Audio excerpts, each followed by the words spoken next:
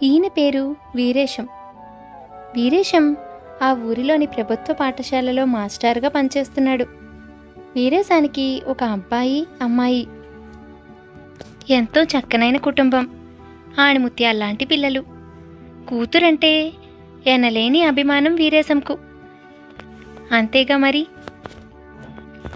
కూతురంటే తల్లిదండ్రులకు గారాల పట్టినే. ఆస్తిపాస్తులేం లేకపోయినా ఉన్న ఉద్యోగంలో ఆ కుటుంబం తృప్తిగానే జీవితం సాగిస్తోంది. వీరేశం అంతో ఇంతో కొంత పొదుపు చేసి చిన్నా చితక ఆస్తుల్ని కూడబెట్టే ప్రయత్నంలో ఉన్నాడు. అమ్మాయిని మీరు మరీ ఎక్కువ గారం చేస్తున్నారు అనిపిస్తోంది నాకు. అది ఏం అడిగినా కాదనరు. ఏం చేసినా ఒక్క మాట కూడా అనడం లేదు. ఇలా అయితే ఎలా? పిల్ల బుద్ధిమంతురాలే, కానీ ఇంత గారం చేస్తే రేపొద్దున మరో ఇంటికి వెళ్ళి అక్కడ బ్రతకాల్సిన పిల్ల కదా. దానికి కష్టం అంటే తెలియకుండా పోతుంది. మనం అంటే కన్నవాళ్ళం కాబట్టి దానిపై ప్రేమను చూపిస్తాం. కానీ ఆడపిల్ల జీవితం పెళ్లి తర్వాత మరొకలా ఉంటుంది.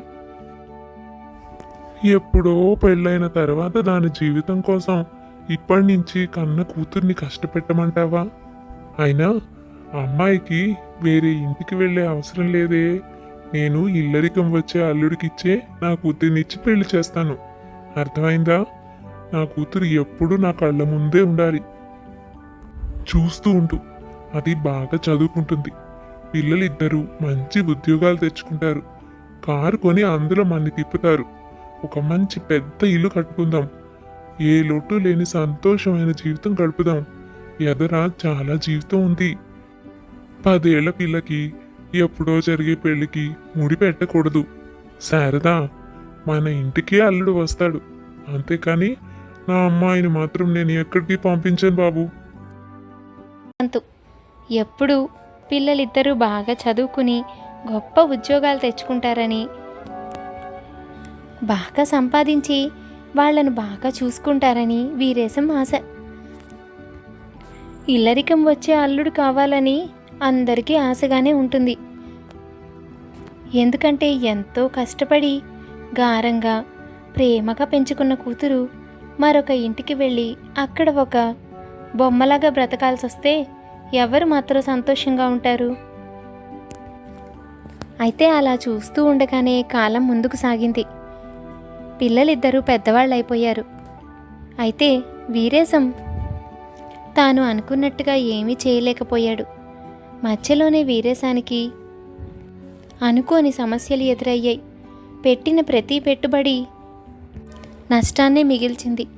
ఆస్తులు కాదు కదా, రోజు గడవడంలోనే కష్టం చూడాల్సి వచ్చింది. మాస్టర్గా రిటైర్ అయిపోయాడు. కష్టపడి పిల్లలిద్దరినీ మాత్రం చదివించాడు. అయితే ఆశించినంత గొప్ప గొప్ప ఉద్యోగాలు కూడా రాలేదు. ఇక మహాలక్ష్మికి పెళ్లి చేసే సమయం కూడా దగ్గర పడింది. కొడుకు ఆనంద్ ఒక ప్రైవేటు సంస్థలో ఉద్యోగం చేస్తున్నాడు. ఆస్తిపాస్తులు పెద్దగా లేని కారణంగా పెద్దగా సంబంధాలు కూడా కుదరడం లేదు. తను ఉద్యోగంలో ఉండగానే కాస్త డబ్బు కూతురు పెళ్లి కోసం దాచాడు వీరేశం. అది తప్ప వారి చేతిలో చిల్లిగవ్వలేదు. ఇక అది కాక మహాలక్ష్మి పెళ్లికి మరికొంత అప్పు చేయాల్సిందే. ఇటువంటి పరిస్థితుల్లో మహాలక్ష్మికి ఒక సంబంధం ఖాయమైంది. అయితే ఇల్లరికం మాత్రం కాదు. అమ్మాయి పెళ్లి కుదిరిందని సంతోషించాలా, లేక అది నా కళ్ళ ముందు లేకుండా వెళ్ళిపోతుంది అని బాధపడాలా? అర్థం కావడం లేదు శారదా. ఎంతో ఊహించాను, కానీ జీవితంలో ఏదీ జరగలేదు. చివరకు ఇల్లరికం వచ్చే అల్లుడు ఉంటే కూతురు మన కళ్ళ ముందే ఉంటుందని ఆశించాను. ఈ పరిస్థితుల్లో ఇల్లరికం ఎవరొస్తారు? మన వద్ద ఆస్తిపాస్తులుండి మనం ఒక పరిస్థితుల్లో ఉంటే ఏదైనా అడగడానికి అవకాశం. కానీ కట్నం కూడా పెద్దగా ఇచ్చుకోలేని పరిస్థితుల్లో ఇప్పుడు దీని గురించి మనం ఎలా అడగగలుగుతాం? అంత దూరం పిల్లను పంపించాల్సి వస్తుంది. మనం ఇచ్చే కట్నానికి ఒప్పుకొని వీళ్ళు మాత్రమే సంబంధం ఖాయం చేసుకున్నారు. సరే, చూడడానికి మంచి వాళ్ళలానే ఉన్నారు. ఇంకా అంతా దైవాధీనం. మన కళ్ళ ముందు కాకపోతేనే వీళ్ళు సంతోషంగా ఉంటే అంతే చాలు. ఆ అబ్బాయి అప్పు చేసి మరీ దాని పెళ్లి బాధ్యతను ఎత్తినేసుకున్నాడు. వాడైనా జీవితంలో స్థిరపడి మరింత సంతోషంగా గడపాలని కోరుకుందాం. నేను ఉద్యోగంలో ఉండగా కష్టపడి దాచిన సొమ్ము తీసుకుని తమ్ముడిని రేపు ఊరి నుంచి రమ్మని చెప్పాను. పెళ్లి ఖర్చులకి అన్నిటికీ అదే మనకిప్పుడు ఆసరా. రేపే గోవిందం వస్తానని చెప్పాడు. గోవిందం అంటే వీరేశం తమ్ముడు. గోవిందంకు పెళ్లి కాలేదు. తను ఒక్కడే ఒక ప్రైవేట్ సంస్థలో ఉద్యోగం చేస్తూ మరొక ఊర్లో నివసిస్తున్నాడు. కొన్ని కారణాల వల్ల వీరేశం తన దగ్గర డబ్బు దాచుకోవడం జరిగింది. ఇక ఆ కూతురు పెళ్లి కోసం ఆ డబ్బు తీసుకురమ్మని చెప్పగా గోవిందం మరునాడు అక్కడకు వస్తానని చెప్పి ఆ డబ్బు తీసుకుని ఎక్కడికో పారిపోయాడు. ఈ సంగతి తెలిసిన వీరేశం కుప్పకూలిపోయాడు. ఆ డబ్బును నమ్ముకునే పెళ్ళి బాగా చేయగలమన్న ధీమాలో ఉన్నాడు వీరేశం. కానీ ఇప్పుడు తమ్ముడు ఇంత పనిచేస్తాడని ఊహించలేదు. ఇప్పుడు దిక్కేది? పెళ్లి రోజు దగ్గర పడుతోంది. పనులు మొదలు పెట్టవలసిన సమయం. ఇలాంటి పరిస్థితుల్లో ఇప్పటికే కట్నం కోసం కొన్ని ఖర్చుల కోసం ఆనంద్ అప్పు చేసి ఉన్నాడు. మరి ఇక డబ్బు ఎక్కడి నుంచి వస్తుంది? తన కాళ్ళ కింద భూమి కంపించినంత పని అయింది వీరేశంకు. ఎట్టకోలకు ఏదో ఒక విధంగా కూతురు పెళ్లి చేస్తే సగం బాధ్యత తీరుతుంది అనుకున్నాడు.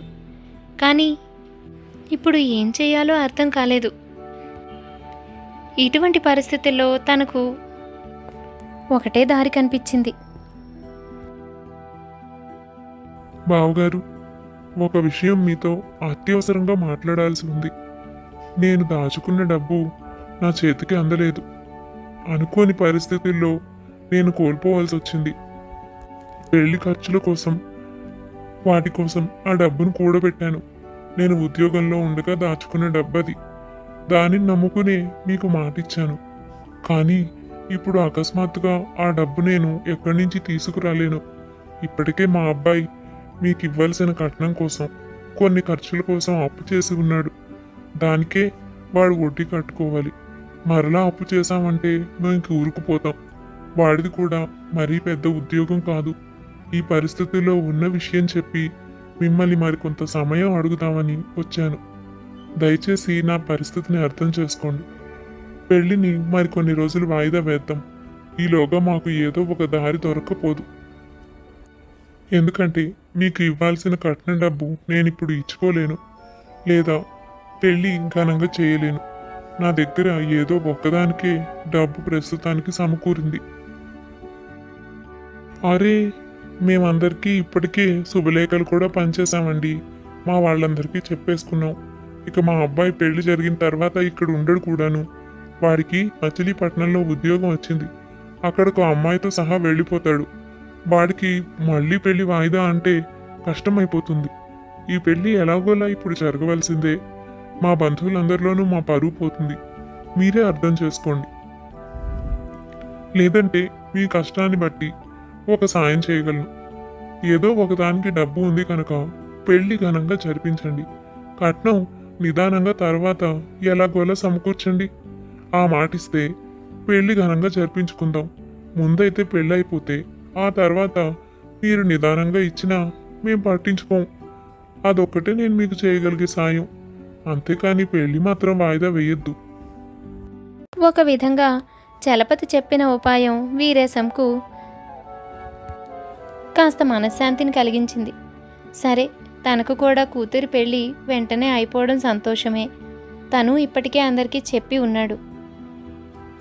కట్నం డబ్బు నిదానంగా సమకూర్చమన్నారు కాబట్టి నెమ్మదిగా ఏదో ఒకటి చేసి డబ్బు వాళ్ళకి ముట్ట చెప్పచ్చు అని మనసులో సమాధానపరచుకొని చలపతి చెప్పిన దానికి ఒప్పుకొని ఇంటికి బయలుదేరాడు. తర్వాత, ఏంటండి మీరు ఇలా చేశారు? కట్నం డబ్బు చేతికి అందకపోతే మన పెళ్లి ఖర్చులకి డబ్బు ఎక్కడి నుంచి వస్తుంది? మీరు కట్నం లేకుండానే పెళ్లికి ఒప్పుకున్నారు. ఇది కాకపోతే ఇంకో సంబంధం. మనకేం పోయింది? ఆ డబ్బు తీసుకుని ఆ అమ్మాయికి పెట్టవలసిన బట్టలు బంగారం ఇవన్నీ కొందామని అనుకున్నామా లేదా? లేకపోతే వాటిని మన దగ్గర నుంచి తీయవలసి వస్తుంది. ఆమె కోసం అంత డబ్బు మనం ఎందుకు ఖర్చు పెట్టాలి? ఒక్క మాటైనా నన్ను అడగకుండా పెళ్లికి సరే అనేశారు. పెళ్లి మాత్రం చేస్తే సరిపోతుందా?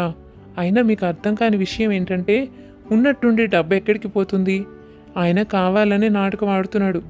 డబ్బు చేతిలోనే ఉంది, ఇవ్వడం ఇష్టం లేదు. కూతుర్ని మాత్రం పెళ్లి చేసి ఎలాగోలా వదిలించుకోవాలి. అందుకే ఎలాగో ఏదో ఒక వంక పెట్టుకుని ఇక్కడికి వచ్చాడు. మీరు ఈ మాటే అంటారని ఆయన ఆశించే ఉంటాడు కూడాను. పెళ్లి చేసి పంపేశాక కట్నం ఎగ్గొట్టినా ఎవరు అడగరు, అడిగేవాళ్ళు ఉండరు అని ఆయన ధైర్యం. ఇది కూడా ఆలోచించకుండా పెళ్లికి ఒప్పేసుకున్నారు. కాంతం, నాకు ఆ మాత్రం సంగతి తెలీదా ఏమిటి? నేను కూడా ఇవన్నీ ఆలోచించాను. కానీ వీటికంటే కూడా ఇప్పుడు ఆ అబ్బాయి పెళ్లి జరగడమే మనకి ముఖ్యం. నేను ఆయనకి చెప్పినట్టు మన ఊరంతా చెప్పుకున్నాం. ఇప్పటికే వీడికి పెళ్లి ఆలస్యమైంది. కుదరక ఈ సంబంధం కుదిరింది. ఇది కాస్త వాయిదా అని చెప్పామే అనుకో, ఇంకా మన అబ్బాయి గురించి చెడు ప్రచారం జరుగుతుంది. అది కాక పెళ్ళైన తర్వాత కట్నం ఎందుకు రాదో నేను చూస్తాను. అమ్మాయి మన చేతుల్లో ఉండగా వాళ్ళు ఎలా ఎగ్గొట్టగలరు? నువ్వు అది ఆలోచించడం లేదు. పెళ్ళి అయితే సరిపోయిందా? ఆమె ప్రాణం మన చేతిలోనేగా ఉండేది. దానికోసమైనా వాళ్ళు చెప్పిన డబ్బు ఇవ్వక తప్పదు. నువ్వేమీ కంగారు పడకు. ముందైతే పెళ్లి జరగని. పెళ్లి జరిగేదాకా మనం సాధారణమైన మనుషుల్లాగా ఉండక తప్పదు. ఆ తర్వాత మనకు ఏం కావాలో అన్నీ వాటంతట అవే వస్తాయి. అప్పుడు నీకు అర్థం అవుతుంది. డబ్బు ఎందుకు రాదో నేను చూస్తాను. ఈ విషయాలేమీ తెలియని వీరేశం బావగారు మంచివాడని, కట్నం ఇవ్వకపోయినా పెళ్లికి ఒప్పుకున్నాడని సంతోషంగా భార్యకి చెప్పాడు. త్వరలో ఏదో ఒక విధంగా డబ్బు సంపాదించి వారి డబ్బు వారికి ముట్ట చెప్పాలని అందరూ అనుకున్నారు. పాపం ఇదంతా విన్న మహాలక్ష్మి చాలా బాధపడింది. తన కోసం కుటుంబంలో తల్లిదండ్రులు, అన్నయ్య ఇంత కష్టపడుతున్నారని చాలా బాధేసింది మహాలక్ష్మికి. ప్రతి ఆడపిల్లకి అదే బాధ. ఒక చోట పుట్టి మరొక చోటుకి వెళ్ళిపోవాలి. ఆ ఇంట్లో తనను ఆదరించే వాళ్ళెవ్వరూ ఉండరు. కానీ అక్కడకు వెళ్ళి తీరాల్సిందే.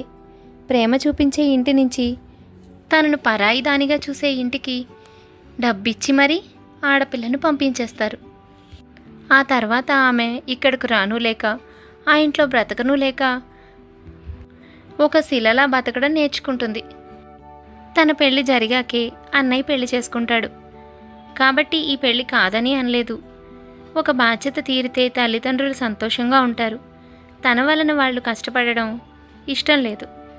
అందుకే విషయమంతా తెలిసినా ఏమీ చేయలేక మౌనంగా ఊరుకుంది మహాలక్ష్మి.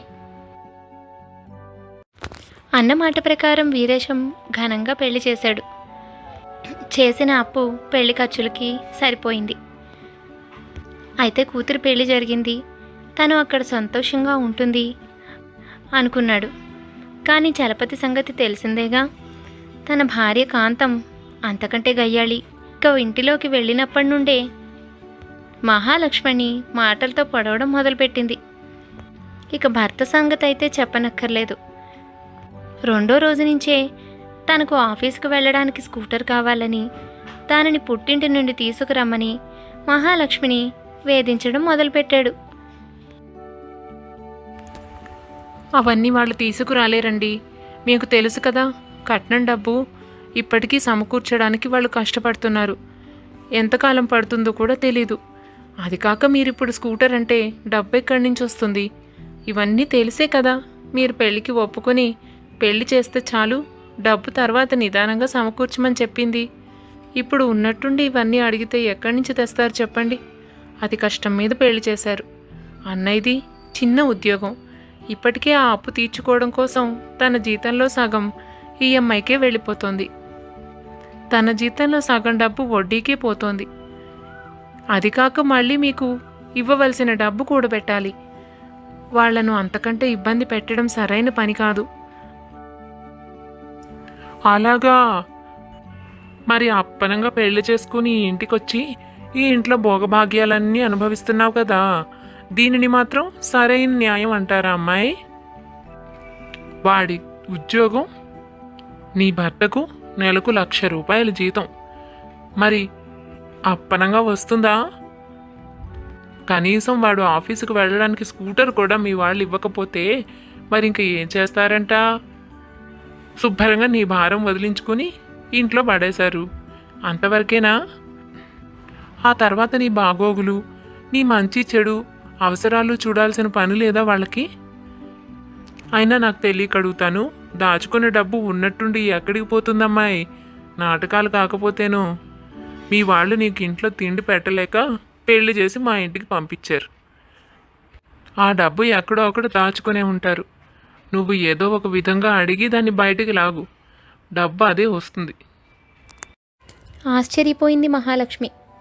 తన తండ్రి మాటలను నమ్మి వారిపై అభిమానంతోనూ నమ్మకంతోనూ పెళ్లి చేసుకున్నారు అనుకున్నాడు తండ్రి.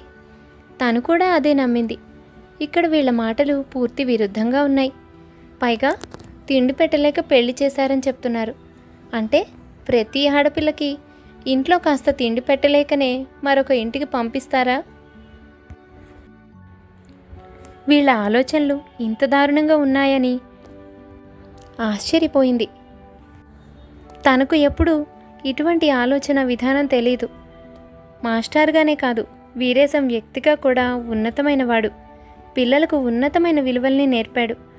ఏ ఒక్కరి గురించి చెడుగా ఆలోచించడం, చెడ్డగా మాట్లాడడం తను ఎరగదు. ఎవరిని తక్కువ చేయడం కలలో కూడా చేయలేదు. అటువంటిది ఈ మనుషుల్ని చూస్తుంటే తను ఒక్క క్షణం కూడా ఆ ఇంట్లో నిలబడలేను అన్న అనుమానం కలిగింది. వారంలోపే అమ్మాయి మహాలక్ష్మి, మీ పేరు మీద ఒక ఫ్లాట్ కొందామని అనుకుంటున్నాను. దాని ఖరీదు 30 లక్షలు. మరి మీ నాన్నగారు కట్నం డబ్బు సర్దితే వెంటనే రిజిస్ట్రేషన్ పెట్టుకోవచ్చు.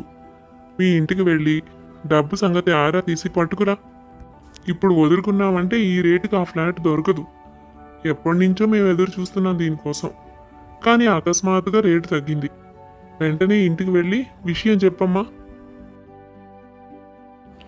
అది మావయ్య గారు, అంత డబ్బు మా వాళ్ళు సర్దలేరండి. మీకు తెలియంది కాదు, ఏదో కష్టపడి పెళ్లి చేశారే తప్ప ఇప్పటికీ వాళ్ళ పరిస్థితి ఏమీ బాగోలేదు. ఉన్నదంతా నాకే పెట్టేశారు. ఇక మళ్ళీ వాళ్ళు పుంజుకోవాలంటే కొంత సమయం పడుతుంది. అదీ కాక 2 నెలలే జరిగింది నాకు వివాహం జరిగి. ఇప్పటికీ వాళ్ళు దాని నుంచే కోలుకోలేదు. ఇప్పటికిప్పుడు మళ్ళీ అంత డబ్బంటే నాన్నగారి వల్ల కాదు. అర్థం చేసుకోండి మావయ్య. ఏం అర్థం చేసుకోమంటావు? ఇల్లు ఎవరి కోసం? నీ కోసం, నీ భర్త కోసం, అంతే కదా. దానికోసమే డబ్బు అడుగుతున్నా. అంటే కూతురు సుఖ సంతోషాలు, దాని జీవితం అవసరం లేదా మీ వాళ్ళకి? ఆ రోజునంటే పెళ్ళి కాబట్టి అప్పటికప్పుడు సమకూర్చలేమంటే ఒప్పుకున్నాను. నువ్వే చెప్తున్నావుగా 2 నెలలు అయిందని. 2 నెలలు అయిపోయింది. ఈ పాటికే కట్నం డబ్బుతో మీ నాన్న వస్తాడు అనుకున్నాను. ఇంకా రాలేదు. సరే, నేను సంస్కారవంతుడిని కాబట్టి ఇప్పటిదాకా నేను అడగలేదు. కానీ అవసరం వచ్చింది కనుక ఈ మాత్రం మాట్లాడక తప్పలేదు. ఇంత ఉత్తముణ్ణి పట్టుకుని అర్థం చేసుకోమని అడుగుతున్నావు. ఏం అర్థం చేసుకోనమ్మాయి? మీకోసం అంటే డబ్బు ఇవ్వలేడా ఆ మాత్రం మీ నాన్న? అసలు కట్నంగా ఇవ్వాల్సిన మాట ఆ రోజు అనుకున్నదేగా. ఇవాళ అవసరం వచ్చింది కాబట్టి వెంటనే ఇమ్మని అడుగుతున్నాను. నువ్వు వెళ్ళి ఏదో ఒకటి చెప్పి అడుగు, ఇస్తారులే. డబ్బు ఎక్కడి నుంచో అక్కడి నుంచి రాకపోదు. లేకపోతే ఈ ఇల్లు మేమే కొని నీకు కావలసినవి మేమే చూసి నువ్వు హాయిగా ఇక్కడ ఈ ఇంట్లో తిని కూర్చోడానికా? మీ ఆయనకు బండి కావాలంటే కుదరదంటావు. మీరు ఇల్లు కొనుక్కోవాలంటే డబ్బు ఇవ్వలేరంటావు. మరేం చేస్తావు? హాయిగా సంపదనంతా అనుభవిస్తావు, అంతేనా? ఇదేనా మీ వాళ్ళు నీకు నేర్పింది? ఏదో ఒక విధంగా పెళ్లి చేసేస్తే ఆ తర్వాత నీ భారం అంతా మా మీద పడేయచ్చు, ఇక వాళ్ళు మళ్ళీ నీ మొహం చూడక్కర్లేదు అనుకునే పెళ్లి చేసినట్టుంది నాకైతే. నువ్వు హాయిగా ఇల్లు కొనుక్కుని నీకు కావలసినవన్నీ చేయించుకుంటూ ఈ ఇంట్లో పడి తినచ్చు. ఏమనుకుంటున్నారు? నేను నా కూతురు పెళ్లి చేశాను. ఎలా చేశానో తెలుసా మీకు? నా ఆస్తిలో సగం దానికి రాశాను. ఈ రోజుకి దానికి ఏం కావాలన్నా మేం వెనక ఉండి చూస్తున్నాం. దానికి లోటు లేదు. అలా ఉండాలి. అంతేకాని ఏదో పెళ్లి చేసేసాం, చేతులు దులుపుకున్నాం అన్నట్టు ఉంటే ఎలాగమ్మాయి? ఇలా రకరకాల మాటలతో మహాలక్ష్మిని చిత్రవద చేశారు వాళ్ళందరూ. తనకు తన ఇంటి పరిస్థితి తెలుసు. వాళ్లతో ఏం చెప్పినా అర్థం చేసుకునే పరిస్థితుల్లో లేరని కూడా అర్థమైంది మహాలక్ష్మికి. ఇక చేసేది లేక వాళ్ళ బలవంతంపై ఇంటికి బయలుదేరింది. ఇంట్లో జరిగే విషయాలు, తను ఆ ఇంట్లో పడే కష్టాలు తల్లిదండ్రులకి చెప్పదలుచుకోలేదు మహాలక్ష్మి. అమ్మా, అది కొంచెం డబ్బు ఏమైనా సమకూరిందా? మా మామగారు వాళ్ళకి మనం బాకీ ఉన్నాం కదా, కట్నం డబ్బు, అది ఏమాత్రమైనా సమకూరిందా? అప్పుడే ఎక్కడమ్మా, నీ పెళ్లి జరిగి 2 నెలలేగా అయ్యింది. ఇంకా తర్వాత పెట్టే సారే లాంఛనాలు ఇవన్నీ కూడా మొన్నటిదాకా జరుగుతూనే ఉన్నాయి. నీకు తెలుసుగా, అన్నయ్య దానికి సంబంధించిన వడ్డీ కడుతూనే ఉన్నాడు. ఇంకప్పుడే కట్టిన డబ్బంటే తెచ్చిపెట్టలేరమ్మా. బాబాయ్ కానీ ఆ రోజు అలా చేయకపోయింటే ఇవాళ ఈ పరిస్థితి ఉండేదే కాదు. మీ నాన్న బాబాయ్ గురించి కనుక్కుంటున్నారు. ఏ విధంగా తను దొరికినా మన సమస్య సగం వరకు తీరిపోయినట్టే. కనీసం కొంత డబ్బిస్తేనైనా మనకి మర్యాదగా ఉంటుంది. మేము అదే అనుకుంటున్నాం. నీకు అత్తింటి నుంచి ఏమన్నా సమస్యగా ఉందా దీని గురించి? అబ్బే, ఏం లేదమ్మా. వాళ్ళు అసలు ఆ ఊసే ఎత్తరు. కట్నం డబ్బు ఇవ్వలేదని ఎప్పుడూ మాట్లాడరు కూడాను. చాలా మంచిగా చూసుకుంటారు నన్ను. నేనే ఏదో తెలుసుకుందామని అడిగానంతే. నేను ఊహించాను మన ఇంటి పరిస్థితి నాకు తెలీదు. పాపం నాన్న తన్నయ్య మాత్రం ఏం చేస్తారులే. కంగారు పెట్టకు, చూద్దాం. ఏదో ఒక విధంగా డబ్బు సమకూరితే మీరే తెచ్చిస్తారు కదా. వాళ్ళ నుంచి నాకు ఎటువంటి బాధ లేదు. మీరు నిశ్చింతగా ఉండండి. కూతురు చెప్పిన మాటలకు శారద కాస్త స్థిమితపడింది. ఎంతో కొంత మనసులో బాధ ఉంది. ఇటువంటి పరిస్థితుల్లో మహాలక్ష్మిని బాగా చూసుకుంటారా లేదా అని. మహాలక్ష్మి వాళ్లకు ఎంతో ధైర్యంగానూ సంతోషంగానూ పైకి కనిపించినా మనసులో తనకు ఎంత బాధ ఉందో తెలియనివ్వలేదు. ఉన్న 4 రోజులు సంతోషంగానే వాళ్ల మధ్య గడిపేసి తిరిగి మెట్టినింటికి ప్రయాణం అయ్యింది. పుట్టింటి పరిస్థితి తెలుసు కాబట్టి వాళ్లను ఏమాత్రం కష్టపెట్టకుండా తన బాధను తనలో ఉంచుకుని అత్తారింటికి చేరింది మహాలక్ష్మి. ఖాళీ చేతులతో వచ్చిన మహాలక్ష్మిని చూసి, ఏంటి ఖాళీ చేతులతో వచ్చావు? మీ ఇంటి దగ్గర నుంచి డబ్బు తీసుకురాలేదా? అందుకోసమేగా నిన్ను పంపించింది. 4 రోజులు కష్టపడి ఇంటి చాకరీ అంతా చేసుకున్నది. ఇంత చేస్తే నువ్వేమో ఖాళీ చేతులతో వచ్చావు. ఏ పుట్టింట్లో డబ్బు ఇవ్వమన్నారా? అది కాదత్తయ్యా, వాళ్ళ దగ్గర చిల్లిగా అవ్వలేదు. పరిస్థితి అంతా నేను గమనించి ఈ సంగతి చెప్పి వాళ్ళని బాధ పెట్టడం ఇష్టం లేక చెప్పకుండానే వచ్చేసాను. మావయ్య గారు, అది కాక మీకు ఇవ్వాల్సిన కట్నం డబ్బు, ఫ్లాట్ కొనడానికి కావాల్సిన డబ్బు చాలా తేడా ఉంది. అసలు అంత డబ్బు మా నాన్నగారు తెచ్చి పెట్టలేరు కూడా. అడపాదడపా ఆస్తులేవో కూడబెడదామని ప్రయత్నించినా నాన్నకు కలిసి రాలేదు. ఇక మా చదువులకి, ఇల్లు గడవడానికే నెల జీతం సరిపోయింది. అందులో కష్టపడి ఎంతో కొంత డబ్బు దాచినా చివరి క్షణంలో అది మాకు అందలేదు. ఇలా రకరకాల కారణాల వల్ల మీకు సమయానికి ఇవ్వాల్సింది ఇవ్వలేకపోయారు. కానీ ఏదో ఒకరోజు దానిని పోగు చేసి తప్పకుండా మీకు ఇస్తారు. ఇప్పటికిప్పుడు ఇవ్వాలి అని మాత్రం తొందర పెట్టొద్దండి. చూసారా ఎలా చెప్తుందో? నేను ఆ రోజే చెప్పాను మీకు, కట్నం ఇవ్వకుండా పెళ్ళికి ఒప్పుకోవడం మొట్టమొదట మీరు చేసిన తప్పు. పెళ్ళైపోయి వాళ్ళ బరువు బాధ్యతలు తీరిపోయాక ఇక మనకి ఇవ్వాల్సిన కట్నం డబ్బు వాళ్ళకెందుకు గుర్తుంటుందండి? అందరూ కలిసి నాటకాలు ఆడుతున్నారు.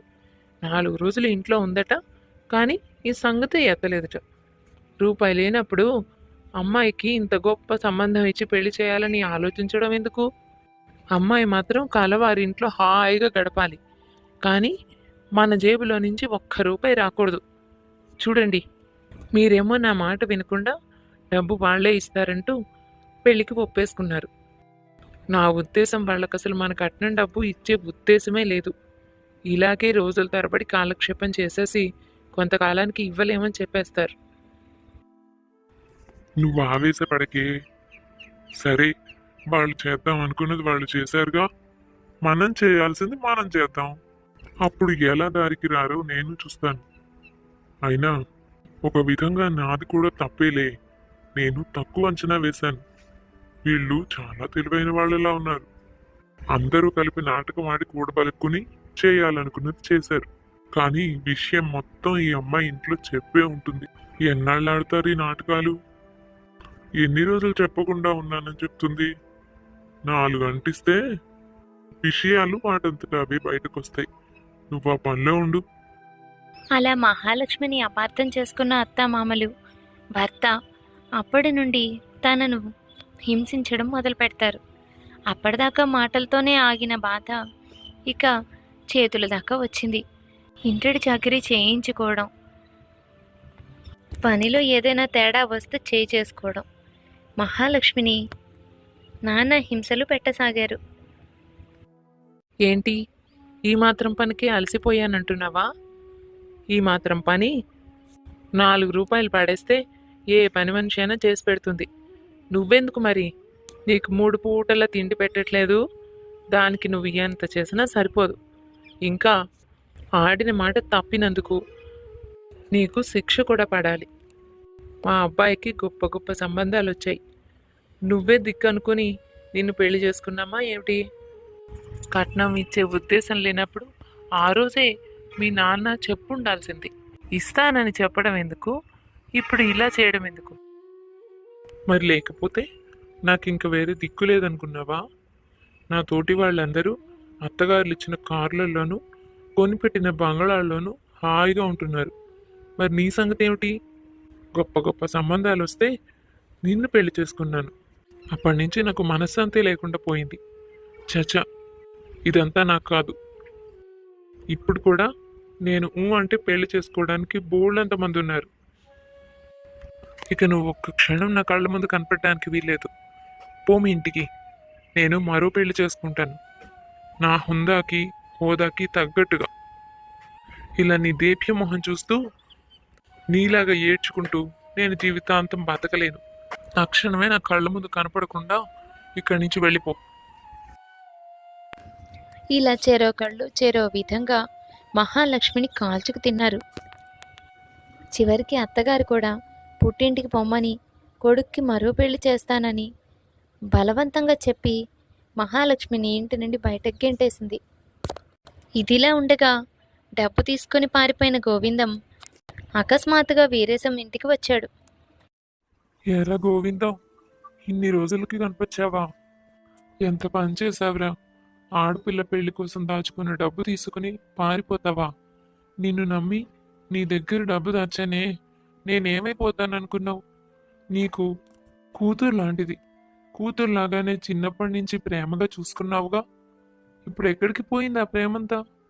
అలా ఉన్న పళంగా డబ్బంతా మాయం చేసావు.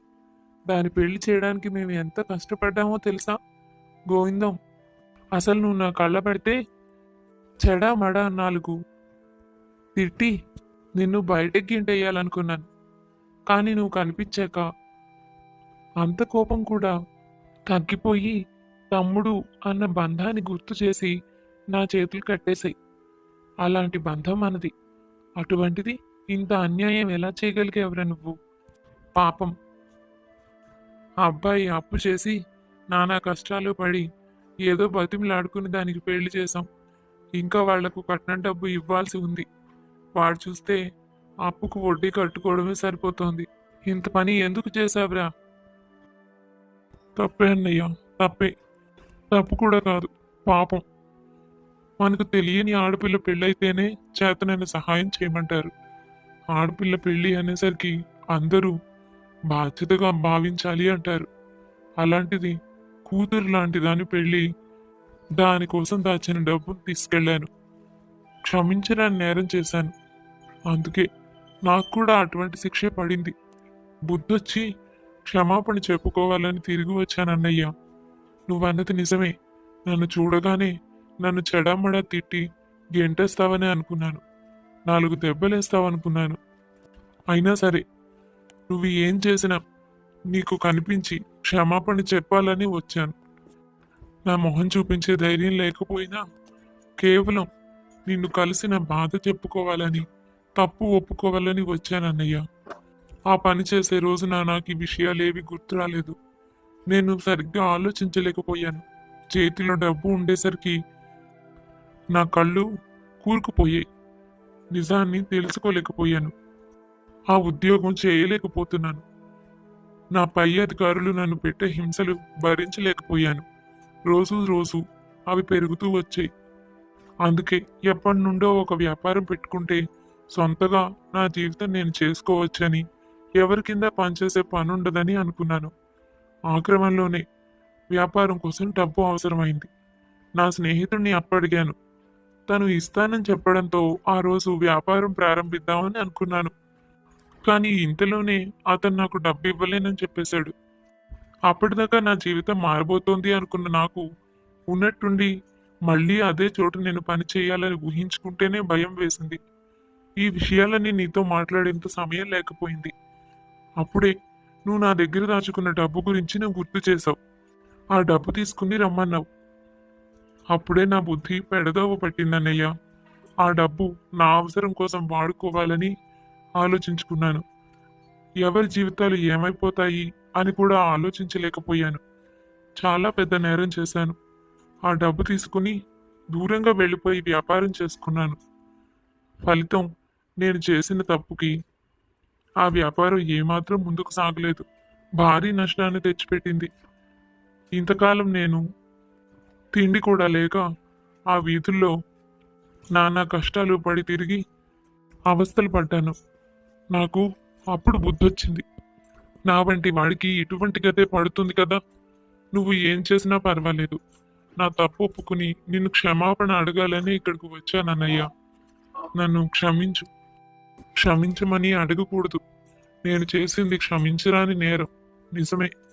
కానీ ఆ క్షణంలో నా బుద్ధి పనిచేయలేదన్నయ్య. మహాలక్ష్మి ఎలా ఉంది? ఏదోరా, పెళ్ళైతే కష్టపడి చేశాం. వాళ్ళకి ఇవ్వాల్సిన కట్నం డబ్బు చేతుల్లో లేదుగా. ఆయనతో కొంత సమయం ఇమ్మని అడిగితే కట్నం డబ్బు నెమ్మదిగా ఇవ్వండి, పెళ్ళి మాత్రం కానిచ్చేయండి అన్నారు. సరే, అమ్మాయి పెళ్ళి అనుకున్నాక ఆపడం మనకు ఇష్టం ఉండదుగా. ఉన్న డబ్బుతో పెళ్లి కానిచ్చాం.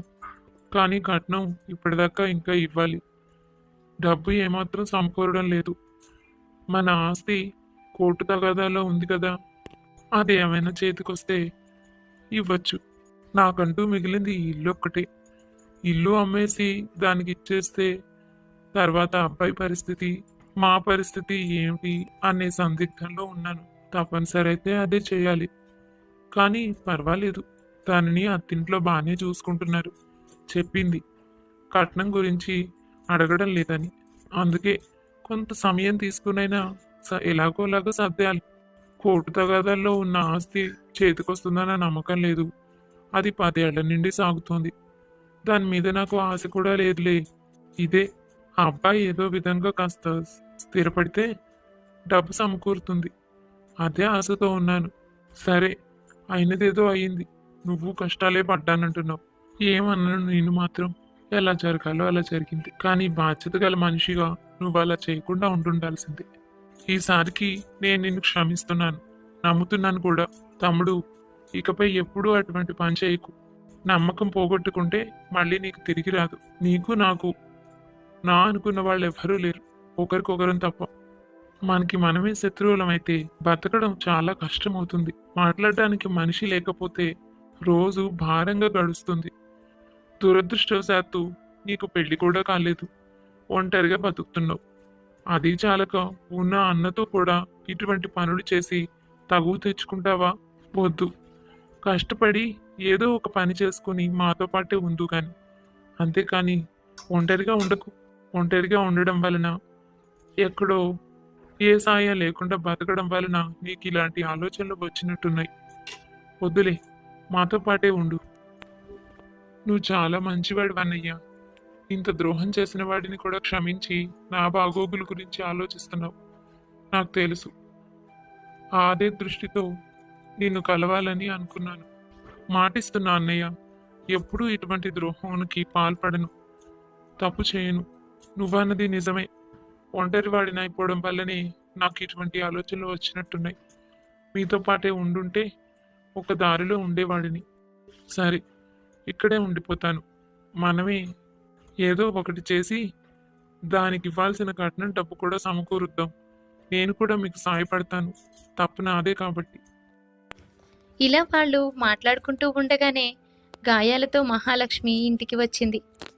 ఏ బాదరబందీ లేకుండా సంతోషంగా ఉంది అనుకున్న కూతురు ఒంటి నిండా గాయాలతో ఇంట్లో కనిపించేసరికి వీరేశం ఆశ్చర్యపోయాడు. మతిపోయింది. ఇప్పుడే గోవిందానికి అంతా బానే ఉందని చెప్పాడు. గోవిందం కూడా మహాలక్ష్మిని చూసి కంగు తిన్నాడు. మహాలక్ష్మి, ఏమిటమ్మా ఇది? ఇలా ఉన్నావు? ఏం జరిగింది? ఒక్కదానివే ఉన్నట్టుండి ఇలా ఇంట్లో అసలు ఏంటి విషయం? తప్పంతా నాదే నాన్న. కట్నం డబ్బు తీసుకురమ్మని పెళ్ళైన మర్నాడు నుండే వాళ్ళు నన్ను హింసించడం మొదలుపెట్టారు. కానీ నేను మీకు ఏ సంగతి చెప్పకుండా ఇక్కడి దాకా తీసుకొచ్చాను. ఇప్పుడు చివరికి ఆయనకు వేరే పెళ్లి చేస్తామని చెప్పి నన్ను ఇంటి నుండి గెంటేశారు. మనం అందరం కలిసే డబ్బు ఉంచుకుని నాటకాలు ఆడుతున్నామని అనుకుంటున్నారు. నేనే మీరు ఇప్పటికే కష్టాల్లో ఉన్నారన్న సంగతి తెలిసి ఇప్పుడే ఈ విషయాలేవి చెప్పకూడదు అనుకున్నాను. ఏదో ఒక విధంగా నేనే అక్కడ భరించాలి అనుకున్నాను. కానీ ఆ అవకాశం కూడా ఇవ్వలేదు. రాను రాను వాళ్ళ హింసలు పెరిగిపోయి ఇదిగో ఇలా నన్ను హింసించి చివరకు బయటకు పంపించేశారు. అయ్యో, ఎంత పని అయిందమ్మా! ఇప్పుడే నాన్న నువ్వు అక్కడ బాగానే ఉన్నావు, వాళ్ళు ఇప్పటిదాకా నిన్ను ఏ ఇబ్బంది పెట్టడం లేదు అని చెప్తున్నారు. ఇదంతా నా వల్లే. నేనే నీ జీవితాన్ని ఇలా నాశనం చేశాను. నా స్వార్థం కోసం నిన్ను కష్టాలు పాలు చేశాను. పదన్నయ్య, వెళ్ళి వాళ్ళతో మాట్లాడదాం. ఏదైనా అయ్యుండొచ్చు. పిల్లని ఇలా కొట్టి హింసించి బయటకు పంపించేస్తారా? ఇది అమానుషం. మనం వెళ్ళి గట్టిగా అడగవలసిందే. ఇటువంటి పరిస్థితులు ఉన్నాయని తెలిస్తే ఏదో ఒక విధంగా మన ఇల్లు అమ్మి మీ వాళ్లకు ఇవ్వవలసింది ముట్ట చెప్పేసేవాళ్ళం. సరే, ఇప్పుడైనా అదే పని చేసి డబ్బు తీసుకుని వెళ్తాం. నువ్వు కాస్త విశ్రాంతి తీసుకో మహాలక్ష్మి. నేను బాబాయ్ వెళ్ళి డబ్బిచ్చి వాళ్ళతో మాట్లాడొస్తాం. అలా వీరేశం గోవిందం కలిసి ఇంటి పేపర్లు తీసుకుని ఇల్లు అమ్మేసి డబ్బు త్వరలోనే చేతికిస్తామని వాళ్లకు చెప్పడానికి, జరిగిన సంగతి గురించి మాట్లాడడానికి బయలుదేరారు. ఆ, ఇప్పటికి మా ఇల్లు గుర్తొచ్చిందన్నమాట మీకు. పెళ్ళైన తర్వాత ఎప్పుడైనా ఈ ఇంటి మొహం చూసారా? కనిపిస్తే కట్నం డబ్బు అడుగుతామేమో అన్నట్టు కనపడకుండా తిరిగారు. అమ్మాయిని మాత్రం ఇక్కడ ఉంచి మీ భారం తీర్చుకున్నారు. అమ్మాయి ఇంటికి వచ్చేసేసరికి కంగారు పుట్టినట్టుంది. పాపం ఇలా వచ్చారేమిటి? బావగారు, డబ్బు ప్రధానం కాదండి. ఆ రోజే నేను మీతో సమయం కావాలని చెప్పానే తప్ప కట్నం ఇవ్వనని, డబ్బు లేదని చెప్పలేదు. ఆ సమయానికి నా దగ్గర లేదు అని చెప్పాను, అంతే. మేము కనపడకుండా తిరగడం ఏమిటి? పెళ్ళై ఎన్నాళ్ళైందని?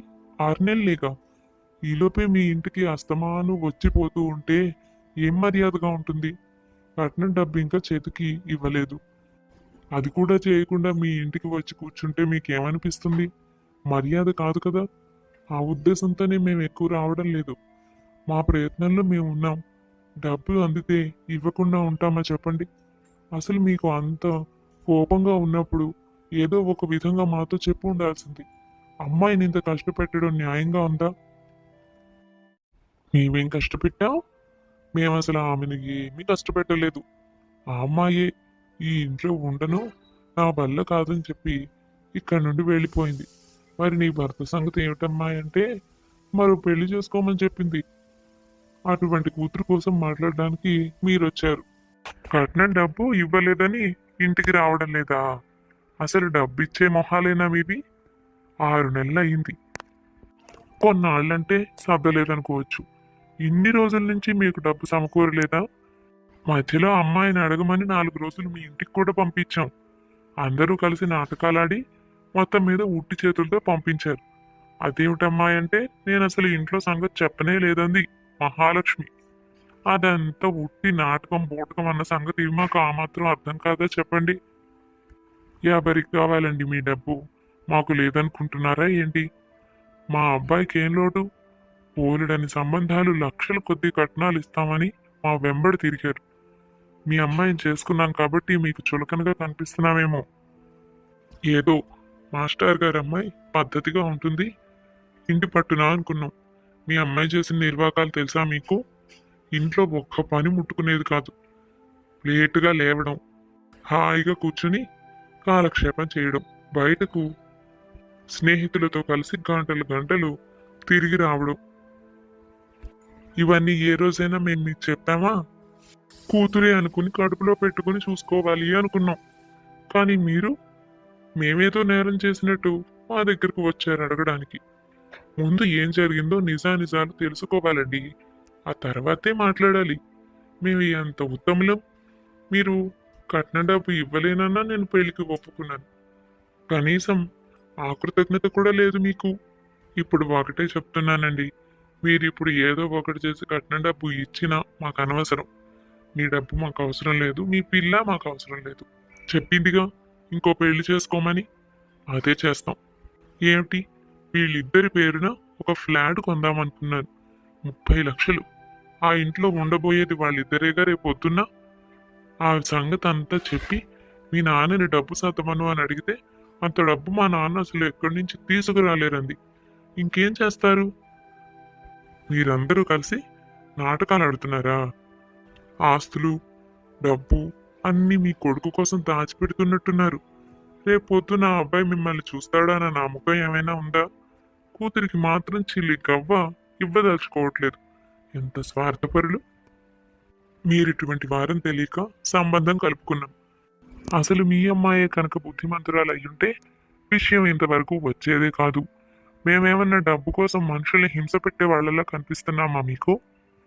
వెళ్ళండి వెళ్ళండి, నా గుమ్మంలో కాలు పెట్టడానికి వీల్లేదు. ఏం చేసుకుంటుందో చేసుకోమనండి మీ కూతుర్ని. ఇంతకాలం మీరందరూ కలిసి నాటకాలు ఆడారుగా, ఇప్పుడు దాని ఫలితం కూడా ఎలా ఉంటుందో కాస్త రుచి చూతురు కానీ.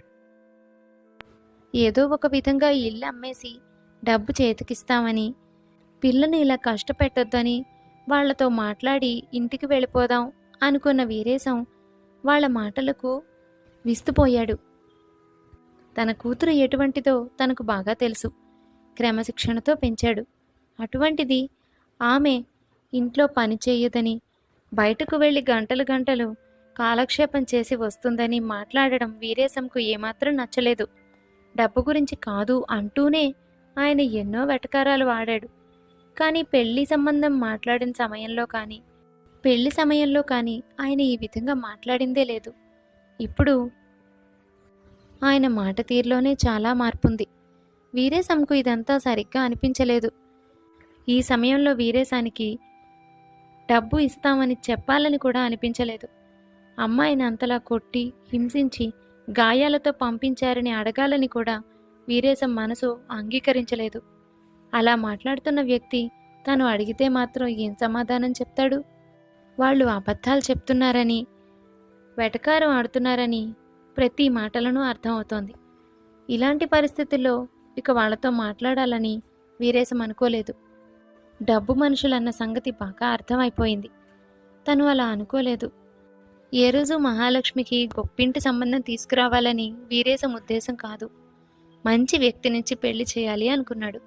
సంబంధం కుదుర్చుకున్నప్పుడు కానీ మాట్లాడినప్పుడు కానీ వాళ్ళు ఇలా ప్రవర్తించలేదు. కానీ ఇప్పుడు వారి ప్రవర్తన పూర్తిగా మారిపోయింది.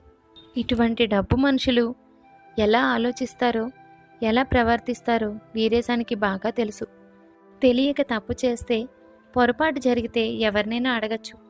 కానీ తను అడిగే ప్రతి ప్రశ్నకు వాళ్ళ దగ్గర సమాధానం ఉంది. అంటే వాళ్ళు తెలిసే ఇదంతా చేస్తున్నారు, కావాలనే హింస పెడుతున్నారు. ఈరోజు డబ్బిచ్చినా కొంతకాలం అయ్యాక మళ్ళీ అదే చేస్తారు. అప్పుడేమిటి మహాలక్ష్మి జీవితం? ఇలా రకరకాల ఆలోచనలతో వీరేశం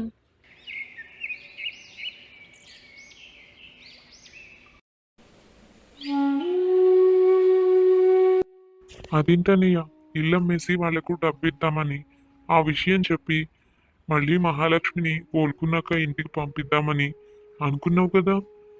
తీరా అక్కడ ఆ సంగతి ఏమీ మాట్లాడకుండా మౌనంగా వెనక్కి వచ్చేసావు. ఇంటికి వచ్చాక అడుగుదామని ఊరుకున్నాను.